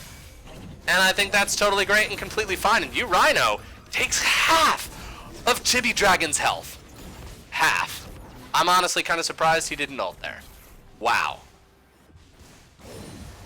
Yeah, I don't. Maybe he didn't even know how much damage he can do. Okay. Yeah, alright, he is just gonna ult right outside of turret range. Oh, but here's his example. Let's see, he gets the knockup right now. All no name, a heal, comes out for the speed, and is he gonna get out? He flashes. Oh, but he stays in too long, but gets the kill. If he hadn't turned right there, I don't know if he died. I don't know. But this bot lane, taking so many plates and has a huge CS lead in such a massive amount that they didn't have before, and the action doesn't stop. Volibear hops in right there. Chungus Karen going very low. The kill does go to Shepard, and I think they're going to be able to pick up Dog Hugger as well, and they hand both those kills over to Aphelios, and those are actually his first 2 kills, and they're going to take first tower. Okay, now I'm done talking. So much action, and again, Sensei Randall's just like just coming out ahead in all these early game skirmishes and early game trades. Tarded does have about a 10 CS lead in the top, and Chibi is really pulling ahead in mid lane, but 40 CS lead coming out of Shepard and 2 kills, and they're just really dominating this bot lane, and this is definitely where we thought there'd be a discrepancy and probably one of the bigger advantages for Sensei Randall's. But yeah, this is looking really, really good for them.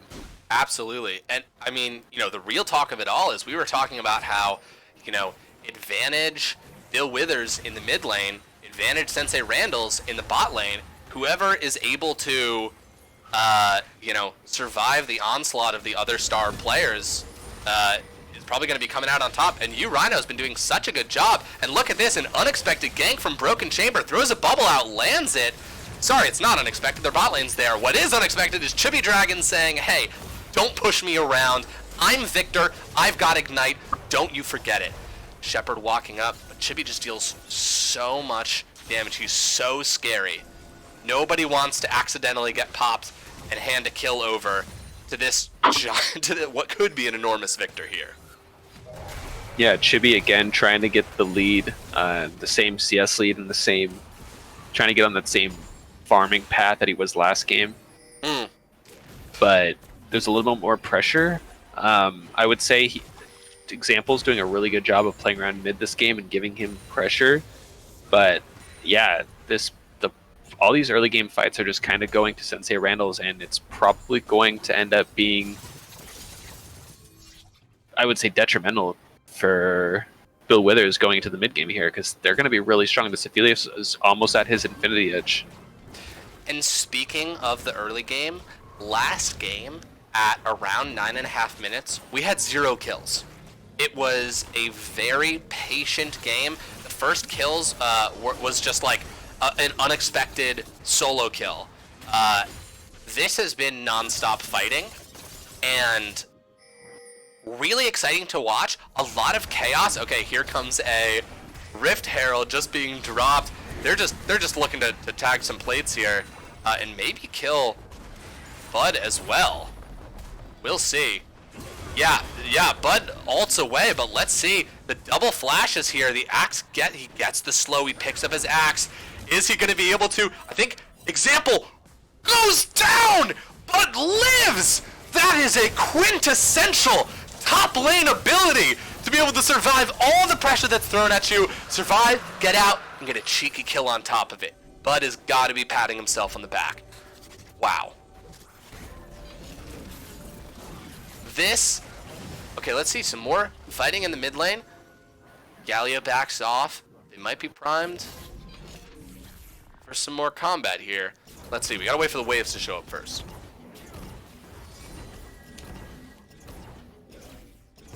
Let's see. Chibi Dragon, they've got some reinforcements here. Victor, Galio, Olaf. Not easy to gank, but here we go. Let's see, it's 4v3 and a lot of damage going down. Rhino dropping so much with that big laser of his. And Volibear does all the tanking there. Wow. Really well coordinated. They're gonna pick up some plates. Okay, let's see. We're gonna try and push him off the tower, maybe. These plates make it a little bit harder to push all the way down. Let's see, and a great MF ult does push them off. The exhaust comes down at 7 Shepard. The shutdown actually goes to Galio. They don't pick up a second kill right there. A force flash? You right. Okay. Vladimir flashes. The heals come out. He did not have his ultimate. Sorry, that happened way too fast. Wow. So much action going on here. And yeah. Shepard getting a little bit too eager, flashing out of the turret, thought he could just 200 years them. He's not quite at the item thresholds yet. But still, definite advantage on the side of... Oh my god. Malphite just going for this 1v1. Yeah, almost absolutely. had his ultimate. He probably will end up ulting out of here, I assume. If he gets it in time, yes, absolutely. And almost certainly the right decision. Nami is going to show up and give him... Oh, that actually slowed Vlad. He got 2 turret shots off. Dude, Broken Chamber is a very aggressive player. Your Broken Chamber actually has been playing quite well this series. Out of his mind. And yeah, also sorry about that. Got a somewhat important phone call, so I had to dip out of the stream for a second. But I'm back and I'm fully focused. I would say if Bud actually got his ult like a half a second earlier, he probably would have just killed the Olaf there. Right? Yeah, that was a 1v1 that certainly did not go the direction. Okay, here we go. It's a 2v2 now. Olaf is back. Maybe for vengeance, but who can say? Chibi Dragon here with this Galio. Do they land the taunt? They do. Okay, and does the stun land? Yes, and the Aphelios gets his ult off, but this Victor ult is not melting the Aphelios in the way they might want it to. Instead, Volibear takes all the damage. That's the second time somebody from Sensei Randall's has walked away with, I don't know, 1% of their health? Yeah, so Shepard using the, I don't remember what's called, Severum, the red gun ult to get some burst healing. So kind of negated a bit of the damage coming out of that, oh, tags him, gets the auto attack. Yeah, negating some of that damage, able to heal himself a bit. But yeah, old No Name trying to do his best to peel, has to flash out because he took a little bit too much damage there. But one thing I'll say is Chibi does not have, he's not at his like threshold of 10 CS a minute this game quite yet. Right. And Rhino is actually keeping up a lot this game. Yes. Now whether or not when Chibi gets in the side lane, will that change? Like that might not be the same anymore. But here's the difference too, LeChance, is Chibi last game had teleport. So he could afford to sit in the side lane and farm it out.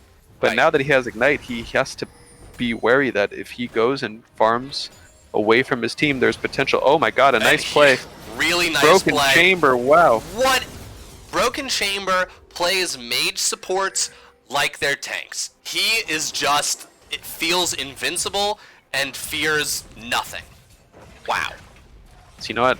I keep talking shit about these Nami choices, but all these Nami players keep popping off, so maybe I just need to shut my mouth, I think.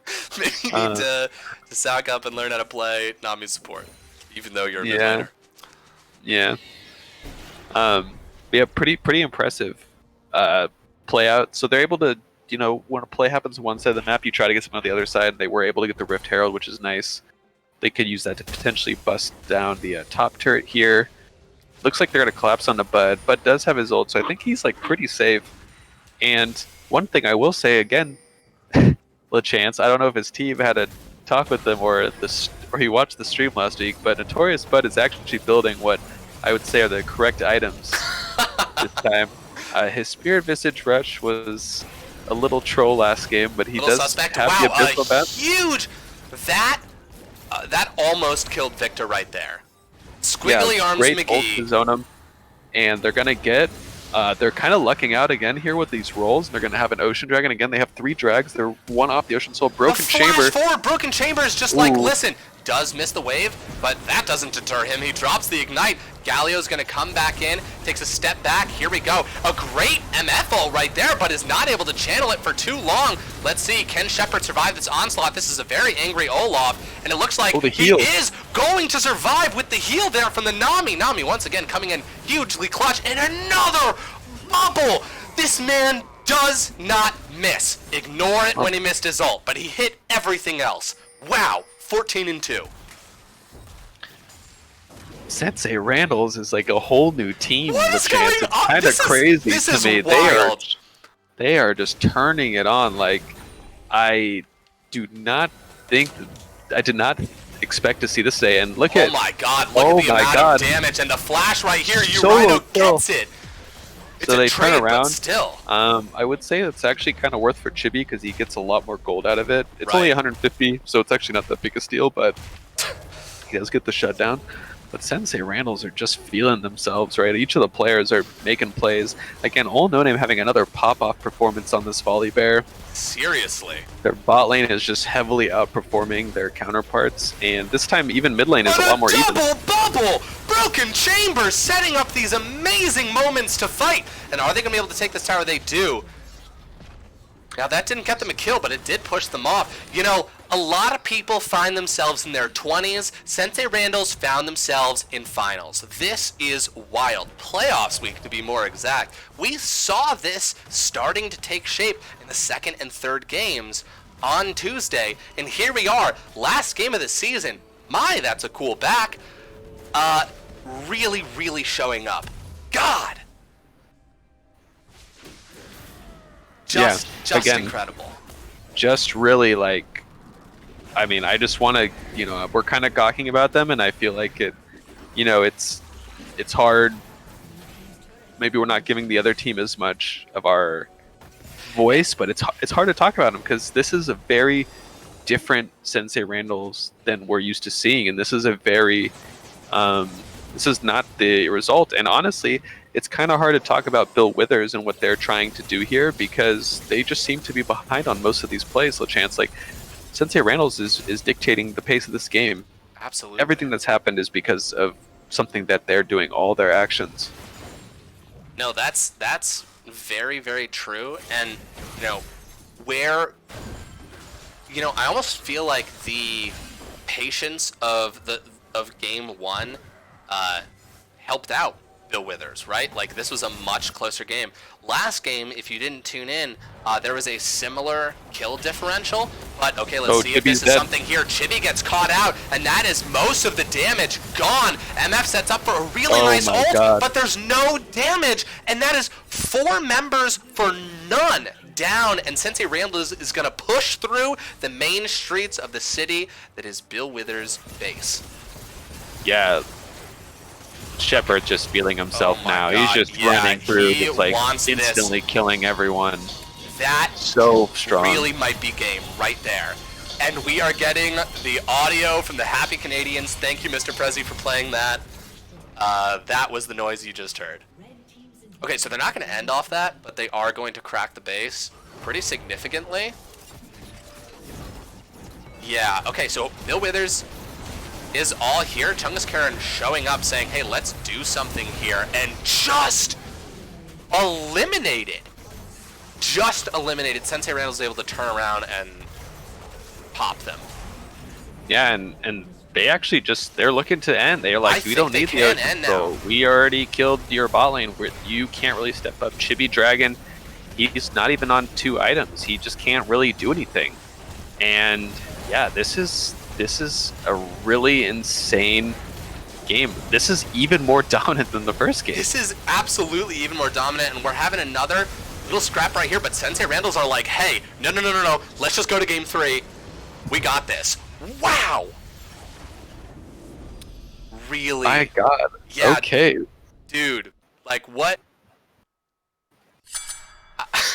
Wow. I am kind of speechless. Like, this is yeah. Such a good performance from Sensei Randalls. They're actually stepping up so incredibly hard. And I don't really know what you can do on the side of Bill Withers. Like, what is their adaptation? Bill Withers, you know, I thought game 1, and even in some regards, game 2, Bill Withers kind of got everything they wanted. In the draft? You know what I mean? Yeah, absolutely, of course. Like, what are they changing? Like, maybe this Volibear is worth taking, but like, you get the counter pick into it anytime. Olaf is pretty good into Volibear. Trundle is good into Volibear. Like, I don't know if that really matters. Chibi's getting this Victor that he's been so feared on.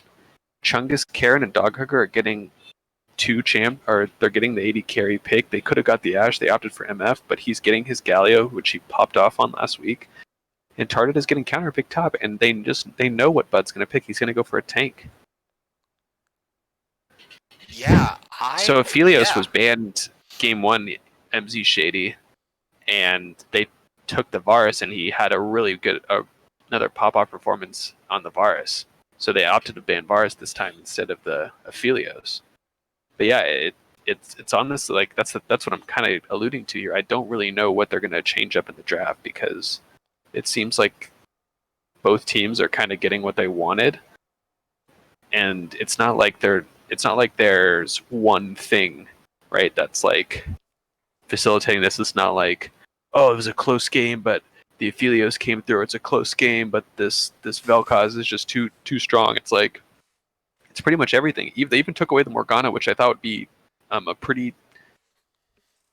I thought the Morgana takeaway would be pretty detrimental to the side of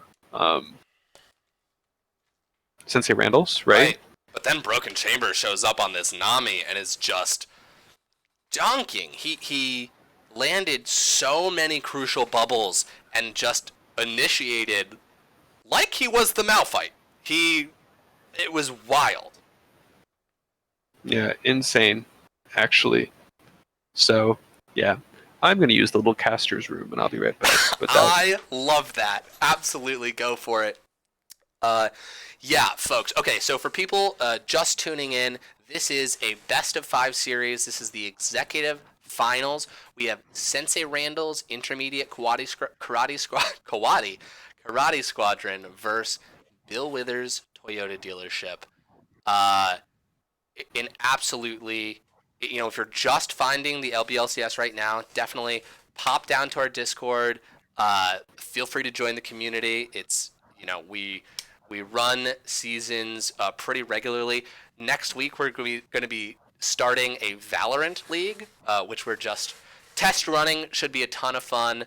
And then we will be doing another one of these. But this is the finals. This is the last chapter of the book that you are reading. And we're on match point. Sensei Randall's is up 2-0 right now on Bill Withers. And it could very well all end right here. And certainly, if Sensei Randall's keep playing like they are. Way too large. The series is 2-0 in favor of Sensei Randall's. They've been absolutely wild games. And that is to say, Bill Withers, I don't think has even been playing like really bad or anything like that.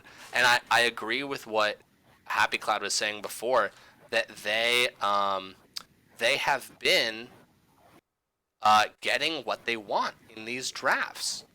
And so when it comes down to you're getting the champions that you want in the draft, then it just comes down to piloting it and having the patience. And, I mean, of course, cards on the table, Bill Withers is in a tough position right now. They're also set up where if they start winning these games, that is a confidence shaker, right? If anyone here is a fan of Cloud9, anything like that, you've seen the reverse sweeps. There's a lot of interesting discussion into the psychology of series of games, and best of 5s is a whole different beast than best of 3.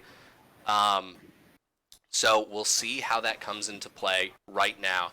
And this is the time for Bill Withers to show up. The weight of all this stuff is on them right now. It's match point. You just lost 2 games in a row. If you can show up, you have got the reins of momentum, and you can absolutely come back. So here is... Yes. I am back. You're Sorry back. if I interrupted a thought you had. None. I never have any. One thing I'll say while I was peeing, Yes. I thought that it's very important that I hope Bill Withers doesn't get discouraged, because I do think that what they were doing in the early game was correct. Like, they were trying to get ahead. They were trying to be proactive. It just seems like all their plays unfortunately fell flat. Right. That doesn't mean they will again, right? Right. Just need to reevaluate. I don't think they want to do what they did in game 1 and just get totally obliterated around the map. Right. Regardless of those of us who tuned in later, Bill Withers was trying to make plays early. They were ganking a lot. I would say Example had a lot more early ganks. Just a lot of the things were turned on their head. So I'm excited to see what happens next. But yeah. No, absolutely. Yeah, that is something I was talking about, where like psychology of 5-game series. I think that obviously third game's super important, but to like take the momentum away from a team that's so dominantly on top. It's almost like you see the inverse happen of like wherever you were. If you're crushing and then you lose, it's like, well, wait, why did we lose? And you know, I mean, we'll see. They've been playing so well. We see the bands coming out. They've said we've seen multiple uh, bands go at N7, but this time they're like, okay, just ban the Aphelios, just ban the Aphelios, and the victor is taken away, and we're gonna see Chibi Dragon get pushed onto his third champ. That's a really interesting first pick victor. They take the Nami away. Okay, so we're having Ooh. Bill Withers has chosen or has been on the red side 3 games in a row. Yes. They're taking the Nami away and the Syndra's locked in. Chungus Karen is a Syndra player. I don't think I've seen Chibi play the Syndra before. I could be wrong. But I know Chungus is a quote-unquote Syndra main. The self-proclaimed better than Zelius Syndra. Yep. We're going to see it now. But Shepard's going to get one of his all-time favorite champs, Kaisa, and then Swain. So the Swain was been banned, and here's something that's kind of interesting. Is Sure. Shepard was I was playing with him the other day, and he was telling me that him and his support do this Kaisa. Yeah, this Kaisa Swain bot lane. He said this is like a very strong combination, and I wasn't entirely sure why, but we might get a chance to see it now, right? Yeah. Absolutely. Example Kind of gets getting his their secret Trundle. weapon. He got the Trundle game 1. I think he's a great Trundle player. Why it makes sense not to, or it makes sense to take it. So they're gonna ban out Bud. Maybe they might ban out the Malphite and the Ornn here. The Ornn has been banned every single game. It would make sense. They could take the Ornn too. So you see that Orianna ban? They don't believe that Syndra is going mid lane. So they're really gonna pinch the mid lane pool here. I'm not familiar enough with Chibi to know what he'll default to. I think the main champs I've seen him play are Ahri, Victor, and Orianna. Yeah. And a Caitlyn ban here, so they're kind of Toss covering one in their either bases. direction. Yeah. Sivir. So it is Syndra mid. Sivir bot. Sivir should be pretty good into this Swain with the spell shield. Nami, on the other hand, will probably need to be really careful. Support Swain does a ton of damage and is very strong if he can land his E. Oh, they just changed Swain, right? No, that is next patch. Okay. He has changes on the PBE right now. Sure. Maokai locked in for Bud. Again, pretty standard. I thought he's just going to get his tank champ, and we're going to see what the jungle champ is. Volibear was banned, so I am interested to see what Old No Name is going to default to here. He's kind of gotten the Volibear both games.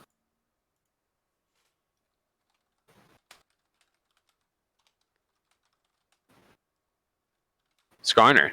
Okay. Interesting. So Skarner definitely is pretty good because the Nami got picked, so Morgana is off the table. It's a champ we don't see much. I don't think Skarner is necessarily bad. He's definitely a tier below like the Trundle, Volibear champions we've been seeing. Right. And they're rounding out their comp with the Gnar, which was banned game 1 and opted not to be picked game 2. Yep. Both these comps are very similar. My main concern going into this game is this bot lane. I think this is a pretty crazy kill lane, Kaisa Swain. Sure. From what I've been told. I do know Sivir can be pretty decent into it, but if the spell shield's ever blown and Swain's E, I think, has a lower cooldown, they'll be able to just go in again all in on the Sivir, and I think they're most likely dead. Skarner is going to have some trouble this game. I think Trundle and Syndra are pretty good in this Skarner. Even Nami, right? They have like this long range CC that can kind of push him back when he's trying to get in. I wonder if they'll opt for the Predator just to make his ganks like even better. Right. And U Rhino getting his main champ finally. So U Rhino definitely most play champ. I think is Victor, Mm-hmm. at least in LBLCS. Yeah. They've willingly given it to Chibi every single game. Yep. But game 3, they're like, okay, they're gonna ban my Vel'Koz, then I'm gonna take the Victor because Very this was my pick. patient. This was my pick into it. We finally forced a ban. Let's do it. And because of that, the Swain was left open because the Swain was banned every single game until this game. Mm-hmm. So they knew, they're like, okay, well, we're gonna take this Victor. We doubt you're gonna pick Swain. This is like a weird pick for us. Oh, so Chibi might be playing Sivir. Yeah, I had a thought crossed my mind that this would be a possibility, that this was going to be a Sivir mid. You've got everything in your stone soup that you need, right? The community showed up. You got every aspect of it you need to make a great meal. It's just rearranged in a different way. So I might go as far to say is that I imagine Sivir might just go 80 carry, and Chungus might just lane swap. Interesting. Really interesting. Yeah, I mean, that could absolutely happen. We'll see. I do know on the Lil Kev team last year, Chibi did bounce between 80 carry and mid. Like he is a proficient 80 carry player. I think that's probably his second role. Yeah. So it is something that it's not uncommon, or it's not like out of the blue. We'll have to see. Yeah, for those of us who are just tuning in, the team on the left, Sensei Randall's Intermediate Karate Squadron, is up 2-0 in this best of 5 against the team on the right, Bill Withers, Toyota dealership. It's been an epic, I would say a pretty one-sided actually tournament, or best of series so far, where Sensei Randall's the team that has kind of been looked at as the underdogs, although they had a pretty, I would say a pretty good showing during the regular season. They kind of tapered off towards the end. And another huge thing is, or another thing about them is that I think all the teams going into playoffs kind of ramped up. Yes. Bill Withers, one of those teams, able to pick up this new mid laner. Frank's Little Beauties just looked dominant throughout the whole season. Gold Diggers were looking very strong. All these teams, Ground Zero Gaming, all these teams looked very good going into the playoffs, and it kind of made people, I think, doubt whether or not Sensei Randall's could make it all the way here. Right. And not only were they able to have a huge upset their last match, but they are just coming in looking like a completely different team, actually. They look so much better. So, yeah, it's pretty exciting stuff. Both of these teams have absolutely overcome insane trials and tribulations, beaten teams that anyone during the regular season would have been like, okay, who's going to win in this matchup? They'd point to the other side 9 times out of 10. But these are the two teams that are here, and after the play that we're seeing today, I think it's totally fair that these guys have earned it for sure. The Bill Withers, once again, beating Frank's Little Beauties, the first place team. It's in the LBLCS, it's almost bad luck. It's almost irresponsibly bad luck to win the regular season, to come into playoffs in first. We were looking at some stats, and I don't believe we've ever had a first place team win the finals. And I think actually, was that broken last night? Somebody in chat let me know. Yeah, that was broken Cloud9? last night. My Cloud9 whole point is rendered completely worthless in a single breath. Never mind, everybody. Never mind. Yes, Cloud9 in our economy league, which is our gold and lower league mostly. I think you could have like a couple platinum players, but mostly gold and lower. They were first place in the regular season, and they were able to win the entire thing. So congrats to them. This potentially could be a last game of our executive league And today, right here. remember, folks, with every game, there's a chance that the stream crashes, and if that's the case, just stick around, because we'll be right back. You're right. This is match point. Sensei Randall's up 2-0 to Bill Withers. They could take it all right now. And on top of that, we've got some really interesting lanes to be looking at. We've got a Bill Withers that is pushed up against the wall. And this is what they're pulling out to say, no, we want to win finals. So, very, very curious to see who comes out. And now I just have Bill Withers up top there. Folks.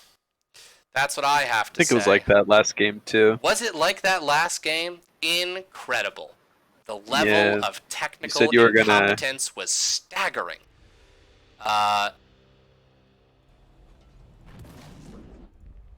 Wild. Just wild. Just wasn't gonna deal with it anymore. Respect to you, LeChance. Not you don't need to stress yourself anymore. You know, it's a stress-free zone. It's a stress-free zone. We're in it, and we're here. Game 3, match point. We know you don't come to the low-budget LCS for the quality of the stream. You come to it for the absolutely wild on top of it action and excellent casting. Little nod to ourselves. So, yeah, where Chibi is going to go is going to be interesting. One of these teams want to risk giving the other teams damage from Broken Chamber. Oh, sorry, you were just cutting in and out there. Whatever point you were making, you may want to make it again. LeChance, I don't know if it's just me, but you're kind of cutting out for me, too. Ooh, you're cutting out from me. Now, the real question is, who's cutting out for the stream? Is it me or you?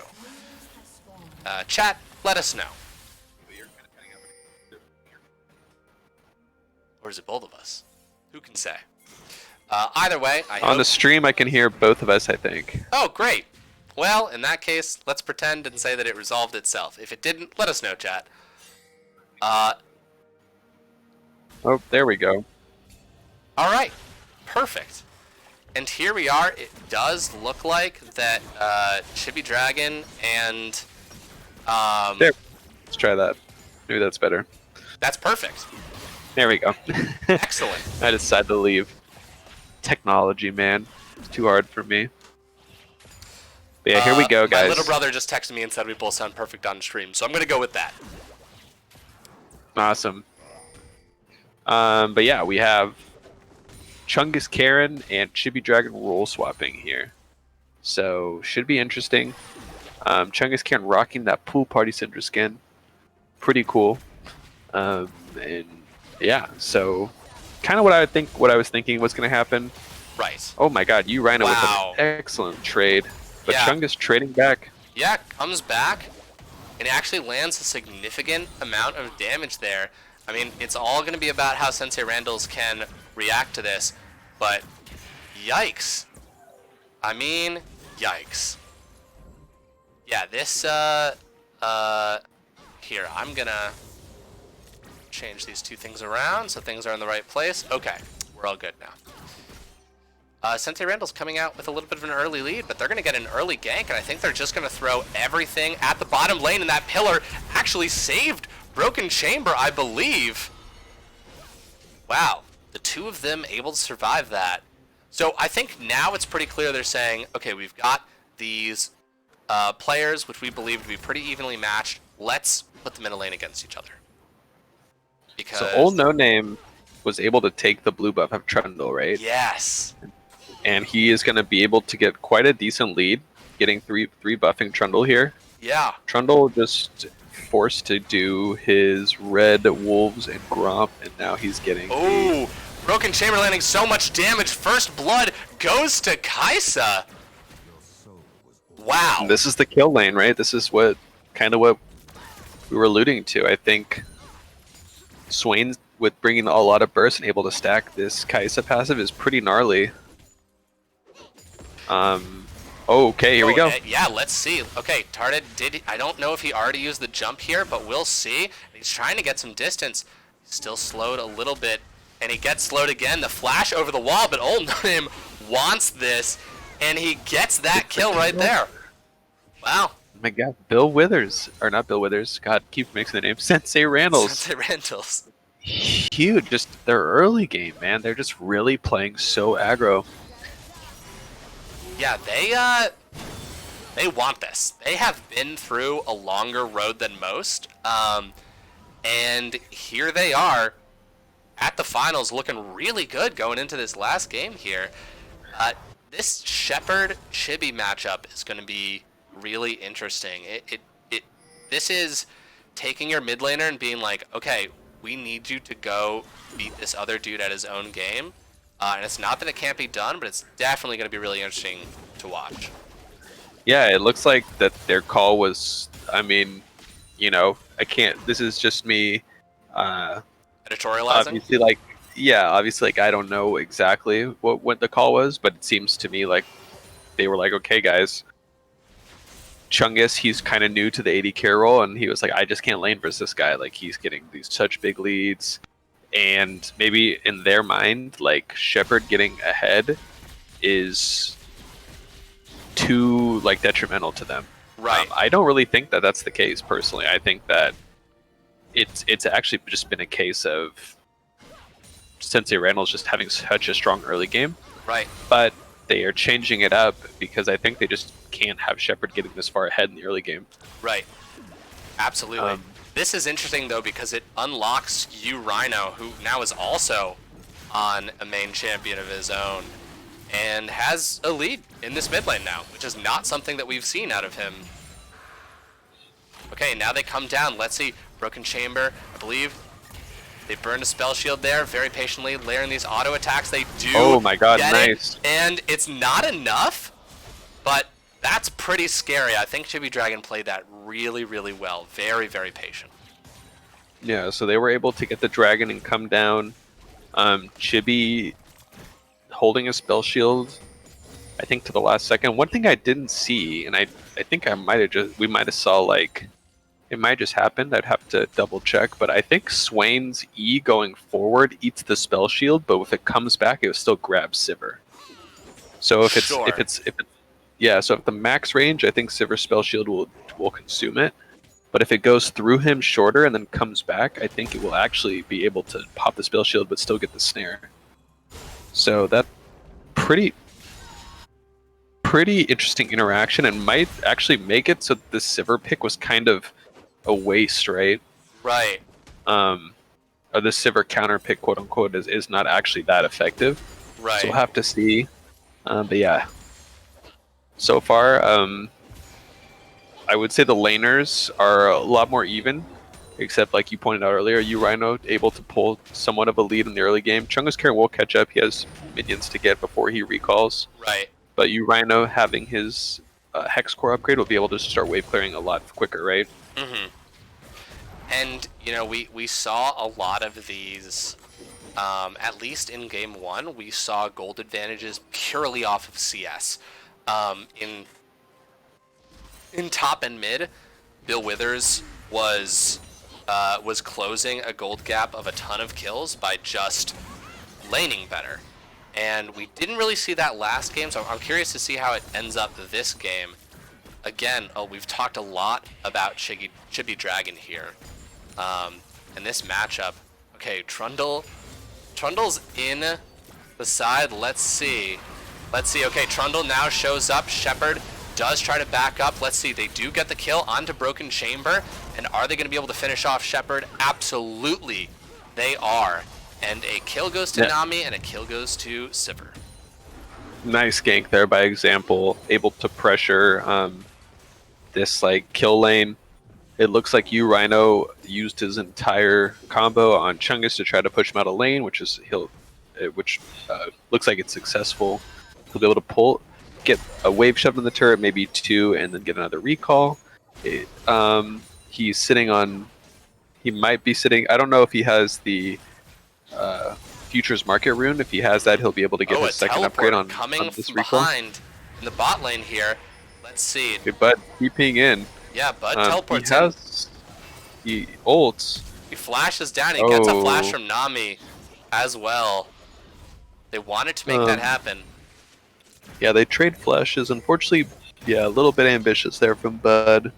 Didn't really seem like anything was going to come out of that. His bot lane wasn't quite there yet. I think in his mind he thought, okay, by the time they get there, I'll be able to CC them. But the bot lane was already long gone, and Sivir is really hard for Maokai to lock down right with the spell Old shield. No Name Okay, jumps old in. No Name. Let's see. I think Tarda does have ult here, but it's going to time out when he can use it.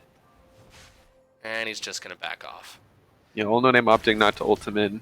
Didn't think he'd be able to take that or get him into the turret.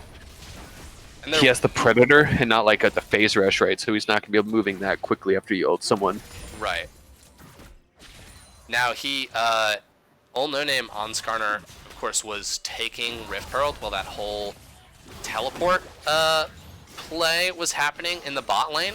So now they've got a Rift Herald to drop sometime, probably in the next minute. A flash forward, Rhino. Okay, here we go. Herald's down on the top lane, and Rhino is surviving against, oh my goodness, against all odds. Minions. Rhino turns it around, and you know what? Everyone forgets the sixth man. The minions there doing a lot of work, taking down Chungus. So Chungus got focused down by the minions while trapped in by Victor's field, and Victor able to actually survive that ignite. Huge for Rhino. He actually saved his flash too. Yeah. So not having to waste his flash, not having to... Okay, let's see here. Maokai is getting really locked up. He does drop his ult, which doesn't seem to stop anyone, which is interesting, but Old No Name's here. Okay, that wasn't the ult. Let's see a flash forward. Okay, Bud goes back in, does apply some CC. Tarded is getting kind of low, and Old No Name flashes right over the wall, able to get out.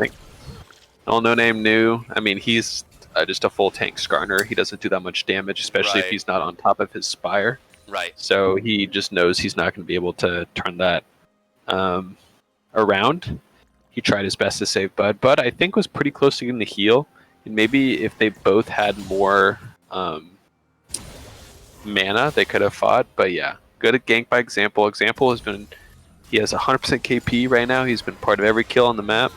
He's definitely trying his best to pressure. This is definitely a great tag right there. That's so much. And then Nami ult comes out. Does get a knockup, but doesn't result in a kill. And we've got this Infernal Drake that is up right now. Tarded is in the top lane. Traded for heal. But yeah, their bot lane is not in a position to help out. Old No Name might just start this up, actually. Yeah. I don't think they know he's doing it. I don't believe they do. There is a ward over the wall there, but I don't know. There's certainly no pings going down on it. And now they are going to rotate up. Now Trundle is, but it's low. Yeah, they get that. You know what? Old No Name, I mean, Sensei Randall's the team, but Old No Name has been having some really great objective control, and honestly, has been playing really well in the jungle this whole series. Absolutely. Yeah, no, this switch he does up, have a slight lead. Oh, sorry, go ahead. No, this switch up, he was playing support before, but they just... Okay, oh, this is going to be interesting. This is sort of Gnar's exact moment where he thrives, is chasing a player down. Let's see, he's going to get the Mega Gnar, and then he's going to have that ult up as well, and that is... I used to play a lot of Gnar. That is like the time where Gnar shines. I'm gonna say it, LeChance. He has a Spirit Visage versus an AD champion. You're right. You're right. We saw that in game one. Not an effective item, yes. Unfortunately. Oh, Old No Name. Old No Name definitely a bit too far. And they get a plate, but Broken Chamber now tanking a thing that he is not able to tank. And they're gonna back off. All right, now this is this is the team. This is a lot of the team. Bill Withers down here. They want to push this bot lane over. Rhino's going to get to whack away on the mid lane. But nothing else to really take, right? Like, Dragon wasn't up. Okay, a flash forward, and Nami was up there, but is just going to go down. Shepard's going to get that kill. Great layering of abilities, and now Trundle's here. So now, Shepard dashes. He avoids the Sivir and flashes over the wall. He doesn't have that last pop there. Let's see. I don't know what abilities are on cooldown where. They're now going to turn on to this Trundle. Example, taking a lot of damage. Oh, he gets him. And he snipes it. Wow. Wow. Okay.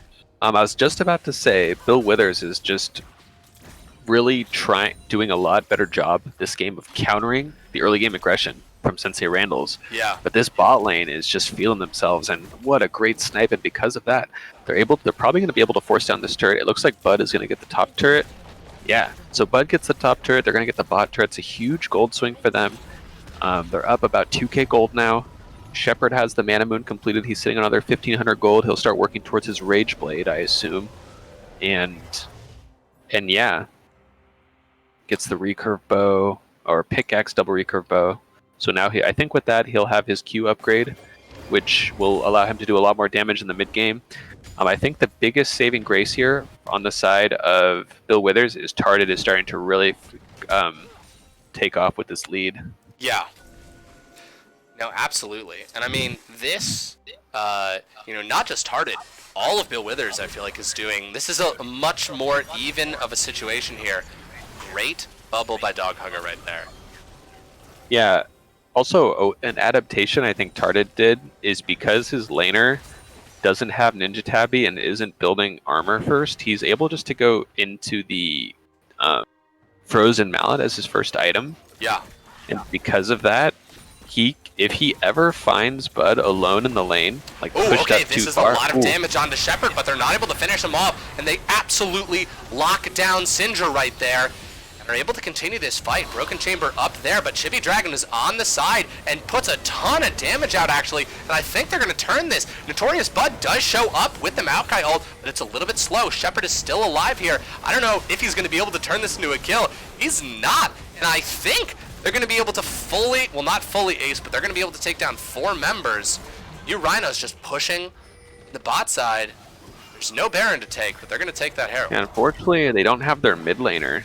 And Bill Withers noticed that he was bot lane and made the call just to totally collapse onto him. Mm-hmm. And yes, they could potentially get the Rift Herald here. It looks like they're just opting to get the turret or push in the lanes. One thing I will say too is Chungus landing like such a great stun, and I don't know if Chungus realized how much damage he was going to do. Yeah. Where he did like 60% of Shepard's totally health. I think if he just like Q ulted him, yeah, he didn't get his ult off before getting ulted by Skarner, but he definitely had time. But they're still able to win that fight. Like, even without Chungus's ult, they're still able to clean up that fight because it's a 4v5. The Dragon is coming up, all no names pinging it. They do have the reset advantage. Right. If they walk over here, they can help All No Name get the Dragon. Now, luckily for Bill Withers this time, it's the Cloud Drake. It's not the Ocean Dragon like it was the game prior. And the Cloud Soul, although it's not bad. I would say almost every member of Sensei Randall's, geez, my brain is lagging. Yeah, every member of Sensei Randall's enjoys having the Cloud Soul. Like, the move speed on ult is really good on champs like Victor, Kaisa, for kiting. Oh, nice initiation. Wow. Yeah, and there's the ult. Wow, Broken Cloud lives through that full combo. And let's see, Rhino is here this time. The stun, wow, that is a lot. Oh, huge. And, oh my god. Wow, okay, let's see. Kaisa actually survives through all of that. It is a double kill for Victor. That is massive for Sensei Randall's. A great Kaisa ult into behind. Shepard wasting no time in repositioning himself there to a better place to just lay down tons of Withering Fire, and Victor picking up those kills. Oh my god, okay, oh, wow, and they're just Broken gonna... Chamber. This Broken guy Chamber is wild. Perfect. Okay, he is probably my MVP of the series so far, LeChance. All 3 games he has been smurfing. I mean, he was the one who was supposed to be getting caught out there, but call an ambulance, but not for him. He just turns the whole thing on everyone, lands an amazing 2-man root over the wall, followed up, like you said, by Shepard, and they just killed them all. The Baron, I mean, I think Bill Withers is lucky the Baron isn't up. Otherwise, they would have probably lost the Baron there. Yeah, there has been so much aggression in this pre-20-minute period. And so now, whichever team finds themselves in that situation pretty soon is going to be turning over that objective, because Bill Withers could have taken it if it was post-20 after, or in the fight beforehand. So, okay. All right, this Syndra's starting to do a lot of damage.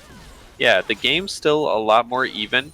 Yes. It's closer than the other two have been. For sure. They have been able to get a lead. There's still a pretty huge lead in the top lane, but this Victor is starting to get huge. Yes. I'm actually really surprised. Okay, Urano needs to recall.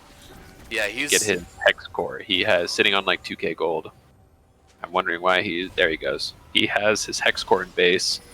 But yeah, both of the carries out of Bill Withers are getting massive. And I think this next fight could be like, I don't know if it's going to be game ending, but it's going to be for one of these two objectives, the Baron or the Cloud Drake. Right. And it's going to be a kind of a do or die fight here for Bill Withers. I don't think they can afford to give it up. They don't really outscale. They're more of like, I would say they're more of an even scaling team, but I would say that Kai'Sa and Victor offer a lot more in the late game than Syndra or Sivir. Right. I mean, Sivir can definitely do a ton of damage, but Kai'Sa is just burst and overall like her ability to build kind of like every defensive item while still doing a ton of damage. Like she can itemize into Hourglass, she can itemize into Mercurial, makes her just harder to kill. Yeah. So Absolutely. yeah, pretty crazy. No, I agree. I mean, I'm looking at the damage carries of Bill Withers and the damage carries of Sensei Randall's Victor, Kai'Sa, Syndra, Sivir, and I mean, Sensei Randall's carries are just in a better position right now and have the ability to protect themselves. I think just like the edge that Kai'Sa has of being able to like reposition herself if she needs to is huge. You Rhino finding Chibi Dragon and saying, I play Victor too. Okay, Tarded is in another position where he's chasing down this Maokai, and that tower is not long for this world, and then maybe Maokai isn't either. Bud needs to get out of here. Yeah, he does.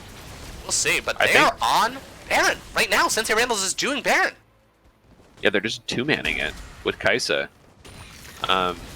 Yeah, Tarded, I don't think knows that he's alone in the isolated 1v1 and definitely could go for the kill here. Right.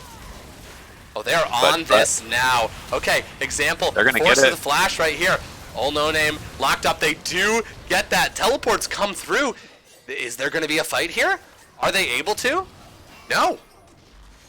LeChance, what is this Sensei Randall's team? Dude, I don't know. Than they were. They're so cool and confident after summer vacation, and here it is, the battle of the century. Notorious Bud in the middle, taking a lot of damage, but more than he's able to. Okay, Victor following this fight up. They're caught in a kind of an interesting position right here. Rhino is the front line, and a flash, an immediate flash away. Really smart. Tarded looking for some sort of Gnar ult. Another flash from the Nami right there. Let's see. And a flash from Tarded, and they are able to take him down, and they've got Baron, and just Skarnar ult was not used through that entire fight. How do you stop them now? It's just Trundle and Sivir. Bill Withers against the world right now, pushing against this tidal wave of Sensei Randall's crazy team fighting, objective-based gameplay, and here they are now. The teleport's coming in, a great Syndra's Sun, but just so much potential damage output. So much, and they are on these towers. They're looking for the end. They are looking for the end. They have the Baron. Yeah, they just want the game. The title. This is wild. Oh, and then very low. Syndra getting some stun out. Notorious Bud taking some damage, but the Nexus is open, and there are Baron-empowered minions pushing down the streets. Can they do it? They can. Sensei Randall's 3-0s. Bill Withers, sorry, Sensei Randall's Intermediate Karate Squadron 3-0s. Bill Withers, Toyota dealership. Wow. Holy shit. Wow. Chance. This is unexpected. Completely. Not only would I say, like, looking going into this game, that they were definitely not favored. Right. I think most people would agree. But to be playing like a completely different style, this super aggro early game, all three games just being ahead. I would say game 3, Bill Withers put up the best fight in the early game, but still just like being outplayed in the early game. Everyone's stepping up. I mean, it's hard to pick a single player. I know we were talking about Broken Chamber, but Old No Name having amazing objective control, really stepping in the jungle. You Rhino really stepping it up. Just Shepard doing what he's been doing. It's just awesome to see. And Bill Withers, definitely that last game, tried their best to fight back. They tried switching it up by putting Chungus in the mid lane, Chibi bot lane, but realistically, it just didn't matter. Like, this Sensei Randall squad they just looked dominant today. So dominant. I'm really, really impressed. And I believe we've got All No Name. The captain of Sensei Randall's and founder of Sensei Randall's Intermediate Karate Squadron, in community right now. We are gonna bring him up. All No Name. Welcome to the desk. Congratulations on an incredible series. Thank you. Tell us about it. Like, we are really very, very much blown away. Yeah. So before I start, let's not give me all the credit. Notorious Bud is also a founder of Sensei Randall's. Oh, I did not know. Good to know. Yeah. But so yeah, those games were incredible. We really played our heart out on the side of Sensei Randall's. You could tell because of how little garbage was going through our comms. Usually we're poking fun at everything we're doing all the time. But today was like super serious. Where's the jungler? Like, can we fight this objective? Do we have prio? What are we doing? And it was really good.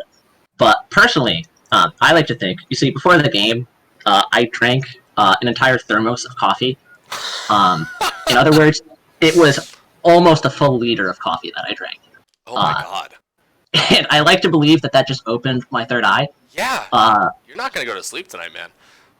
Yeah, probably not. But you know what? I won finals. Yeah. I can rest tomorrow, you know? Absolutely. Yeah, one thing I just want to credit you guys on, and I mean, obviously going in today, like, you were playing with not a completely different roster, but changing up some positions where you had to play jungle. This is now the third position I saw, and I'm not gonna lie, I was like, how is he gonna do? Like, how are they gonna fare against what I thought was the strongest jungle mid out of Chibi and Example in the league? And you played so well. You got like every objective. You guys had amazing dragon control. Your Volibear was fearsome, and the Skarner pick actually ended up working out really well too. So, how did you practice going into this, or did you? What was it like? Like, you know, playing a completely different role in the finals than you did in the semifinals? Yeah. So going into this game, I knew that. What is it? Their jungler.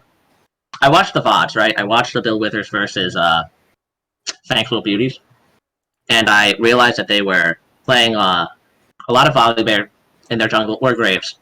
And those were the only two picks of examples that we were really scared of. And we kind of thought about where do we want to put people in this game? Like, what is our best lane setup so that we can really push them early? And so we decided to put M7 and Broken Chamber bot because they're really good at aggro bot lanes. And I had to go into the jungle to fill that gap. So I just practiced the Volibear jungle, banned out the Graves, and played that for as long as the Volibear wasn't banned out. And like that was the whole thing. I'd say jungle, it's definitely not my best role. But one of the nice things, so the Volibear I had practiced. He's new. He's kind of overstated. I think we can all say that. So it wasn't super hard to get used to. Skarner's actually just my pocket pick for when I get like autofill the jungle. So that's why that one worked out. Nice. And then I was gonna say, I mean, everyone on your team played well, but I think for me personally, I really want to highlight Broken Chamber. Like, he just popped off all three games with the Dragon Steel in game one off the W, or his just really aggro Nami play, and then game three he had probably the game-winning play on the Swain where he got, you know, quote unquote caught out, was able to pop his ult and get the massive two-man route over the wall. This was a different player than you guys played with in the semifinals, and what is it? Did you guys know that this was the squad you were going to have for today, or Yeah, this is the squad I wanted to have for today. I mapped this out and like kind of looked at our players, thought about who was available, tried to organize like what's the best possible squad we can get, and what are our backups for if those 5 people can't play. And this squad with the Broken Chamber with N7 bot, that's like, this is exactly what we wanted. Because we kind of like, we mapped it out, like I said, you know, the aggro, we wanted to do these aggro strats. And we knew that if we put Broken Chamber there, bot with N7, that they practice those aggro strats. They can pull them out, and they can pressure Chungus and Dog Hugger real hard.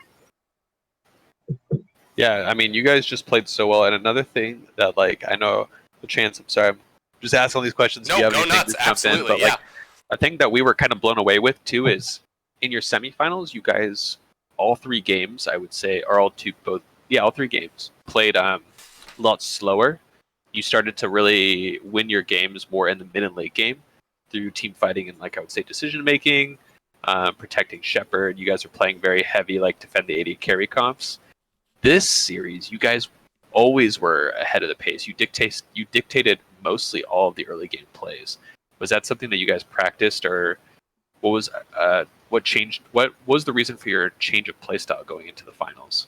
Yeah, so the reason that we switched that up is that when we were going into the Gold Diggers game, we kind of knew, like, we had an idea of what their picks were, and we knew that we could run, like, put Ed7 on the hyper carry and all of us protect him. As long as we got, like, the Wukong out of there, as long as we got these other bans, and Bud and I had enough peel, we just kept N7 safe, and N7 did enough damage to take care of the fight. But going into this, I didn't feel as comfortable with that option, right? Because Chibi is a very terrifying mid laner. And a lot of his picks, Ahri, Victor, Orianna, they can burst someone down like nothing from a pretty far range. So I didn't want to rely on our peel to keep N7 alive in team fights. So I really wanted to, I wanted to do exactly what you said. I wanted to dictate the pace of the game so that we could stop Chibi from getting to the point where N7 would be that vulnerable. So that is something that I wanted to ask you guys about, was the drafts. I feel like, especially with a finals match here, the draft metamorphosis and battle as teams evolve is always really interesting to watch. Going into this with the drafts, did you guys get everything you wanted? Because going into game 1, we looked at those drafts, and Happy Cloud even said, it looks like Bill Withers got every single thing that they wanted in this draft, and we've yet to see how Sensei Randell's plays out. So what was that like? Was there a ton of prep going into that? Yeah, there was a ton of prep going into that. So I actually agree. I thought we lost the first draft going into it. They've just pulled out a lot of stuff that I wasn't quite expecting, and not in the order I was expecting it. But that said, the one thing that I picked up on was there were 2 things. There were 2 draft things that we picked up on that we pushed every single game. One, if we take example off of Volibear and Graves, that's really good for us. 2, if we ban Ahri, they're going to pick Victor for Chibi pretty much first pick every single time that there's no Ahri. And so we did that. The really nice thing about that is that, as you guys probably know, Rhino also plays a lot of Victor. So he really knows the matchup into Victor, and Vel'Koz, he actually doesn't play very often. It's just his counterpick into Victor because he knows how to do it. Sure. And so when we pushed those 2 things, where we knew that if I had Bali and Example didn't, we could push him around a bit, and we could kind of suppress Chibi's Victor so that we could win the game before it was in pop-off territory. When we got those 2 things, that was what I really cared about. I was still scared of the Trundle, I was scared of some of their picks, but we got the objectives that we wanted to out of the draft, and it worked out. Hell yeah. Well, Yeah. man. Yeah, so go ahead. Just incredible. Like, honestly, I want to give you guys all the credit in the world. It's very hard to come into a finals, a best of 5, as the underdogs. You clearly put in your work. You clearly had the draft ideas, and you just played super well. So, yeah, I just want to give you guys all the credit. Like, that is just super impressive to me. And it was super fun to watch. And I think during this cast, me and LeChance are just honestly, like, kind of awestruck by the difference in your playstyle and how well you guys did. So, yeah, I just want to say congrats. Thanks. Yeah, I'm really proud of my team. I'm really proud of myself, for switching to jungle, a role I'm not very comfortable on. I did Absolutely. a lot of good stuff, But I think, like, the whole team, even in the games where they didn't do, like, as hot score-wise, every single member of the team in every single game did what they had to do. Like, Bud's Maokai was 0-4-4, I think, by the end of the last game. Yeah. But if it wasn't for him, we would have never won. he's the reason we had access to the Nexus at the very end there. And like these things where even if the score doesn't reflect it, we were all talking, we were all doing our jobs, and we all had our head into the game. And I really think that's what made today count, because otherwise we would have been lost. No, absolutely, and serious congrats. You guys are, I guess, our season 3 executive champions. So congratulations on that, and please pass our congratulations along to the rest of your team as well. Thank you. Thank you so much for joining us, and have a good rest of your day, dude. Anything else you want to say? This is your championship here. Yeah, I mean, like I already said, my team did great.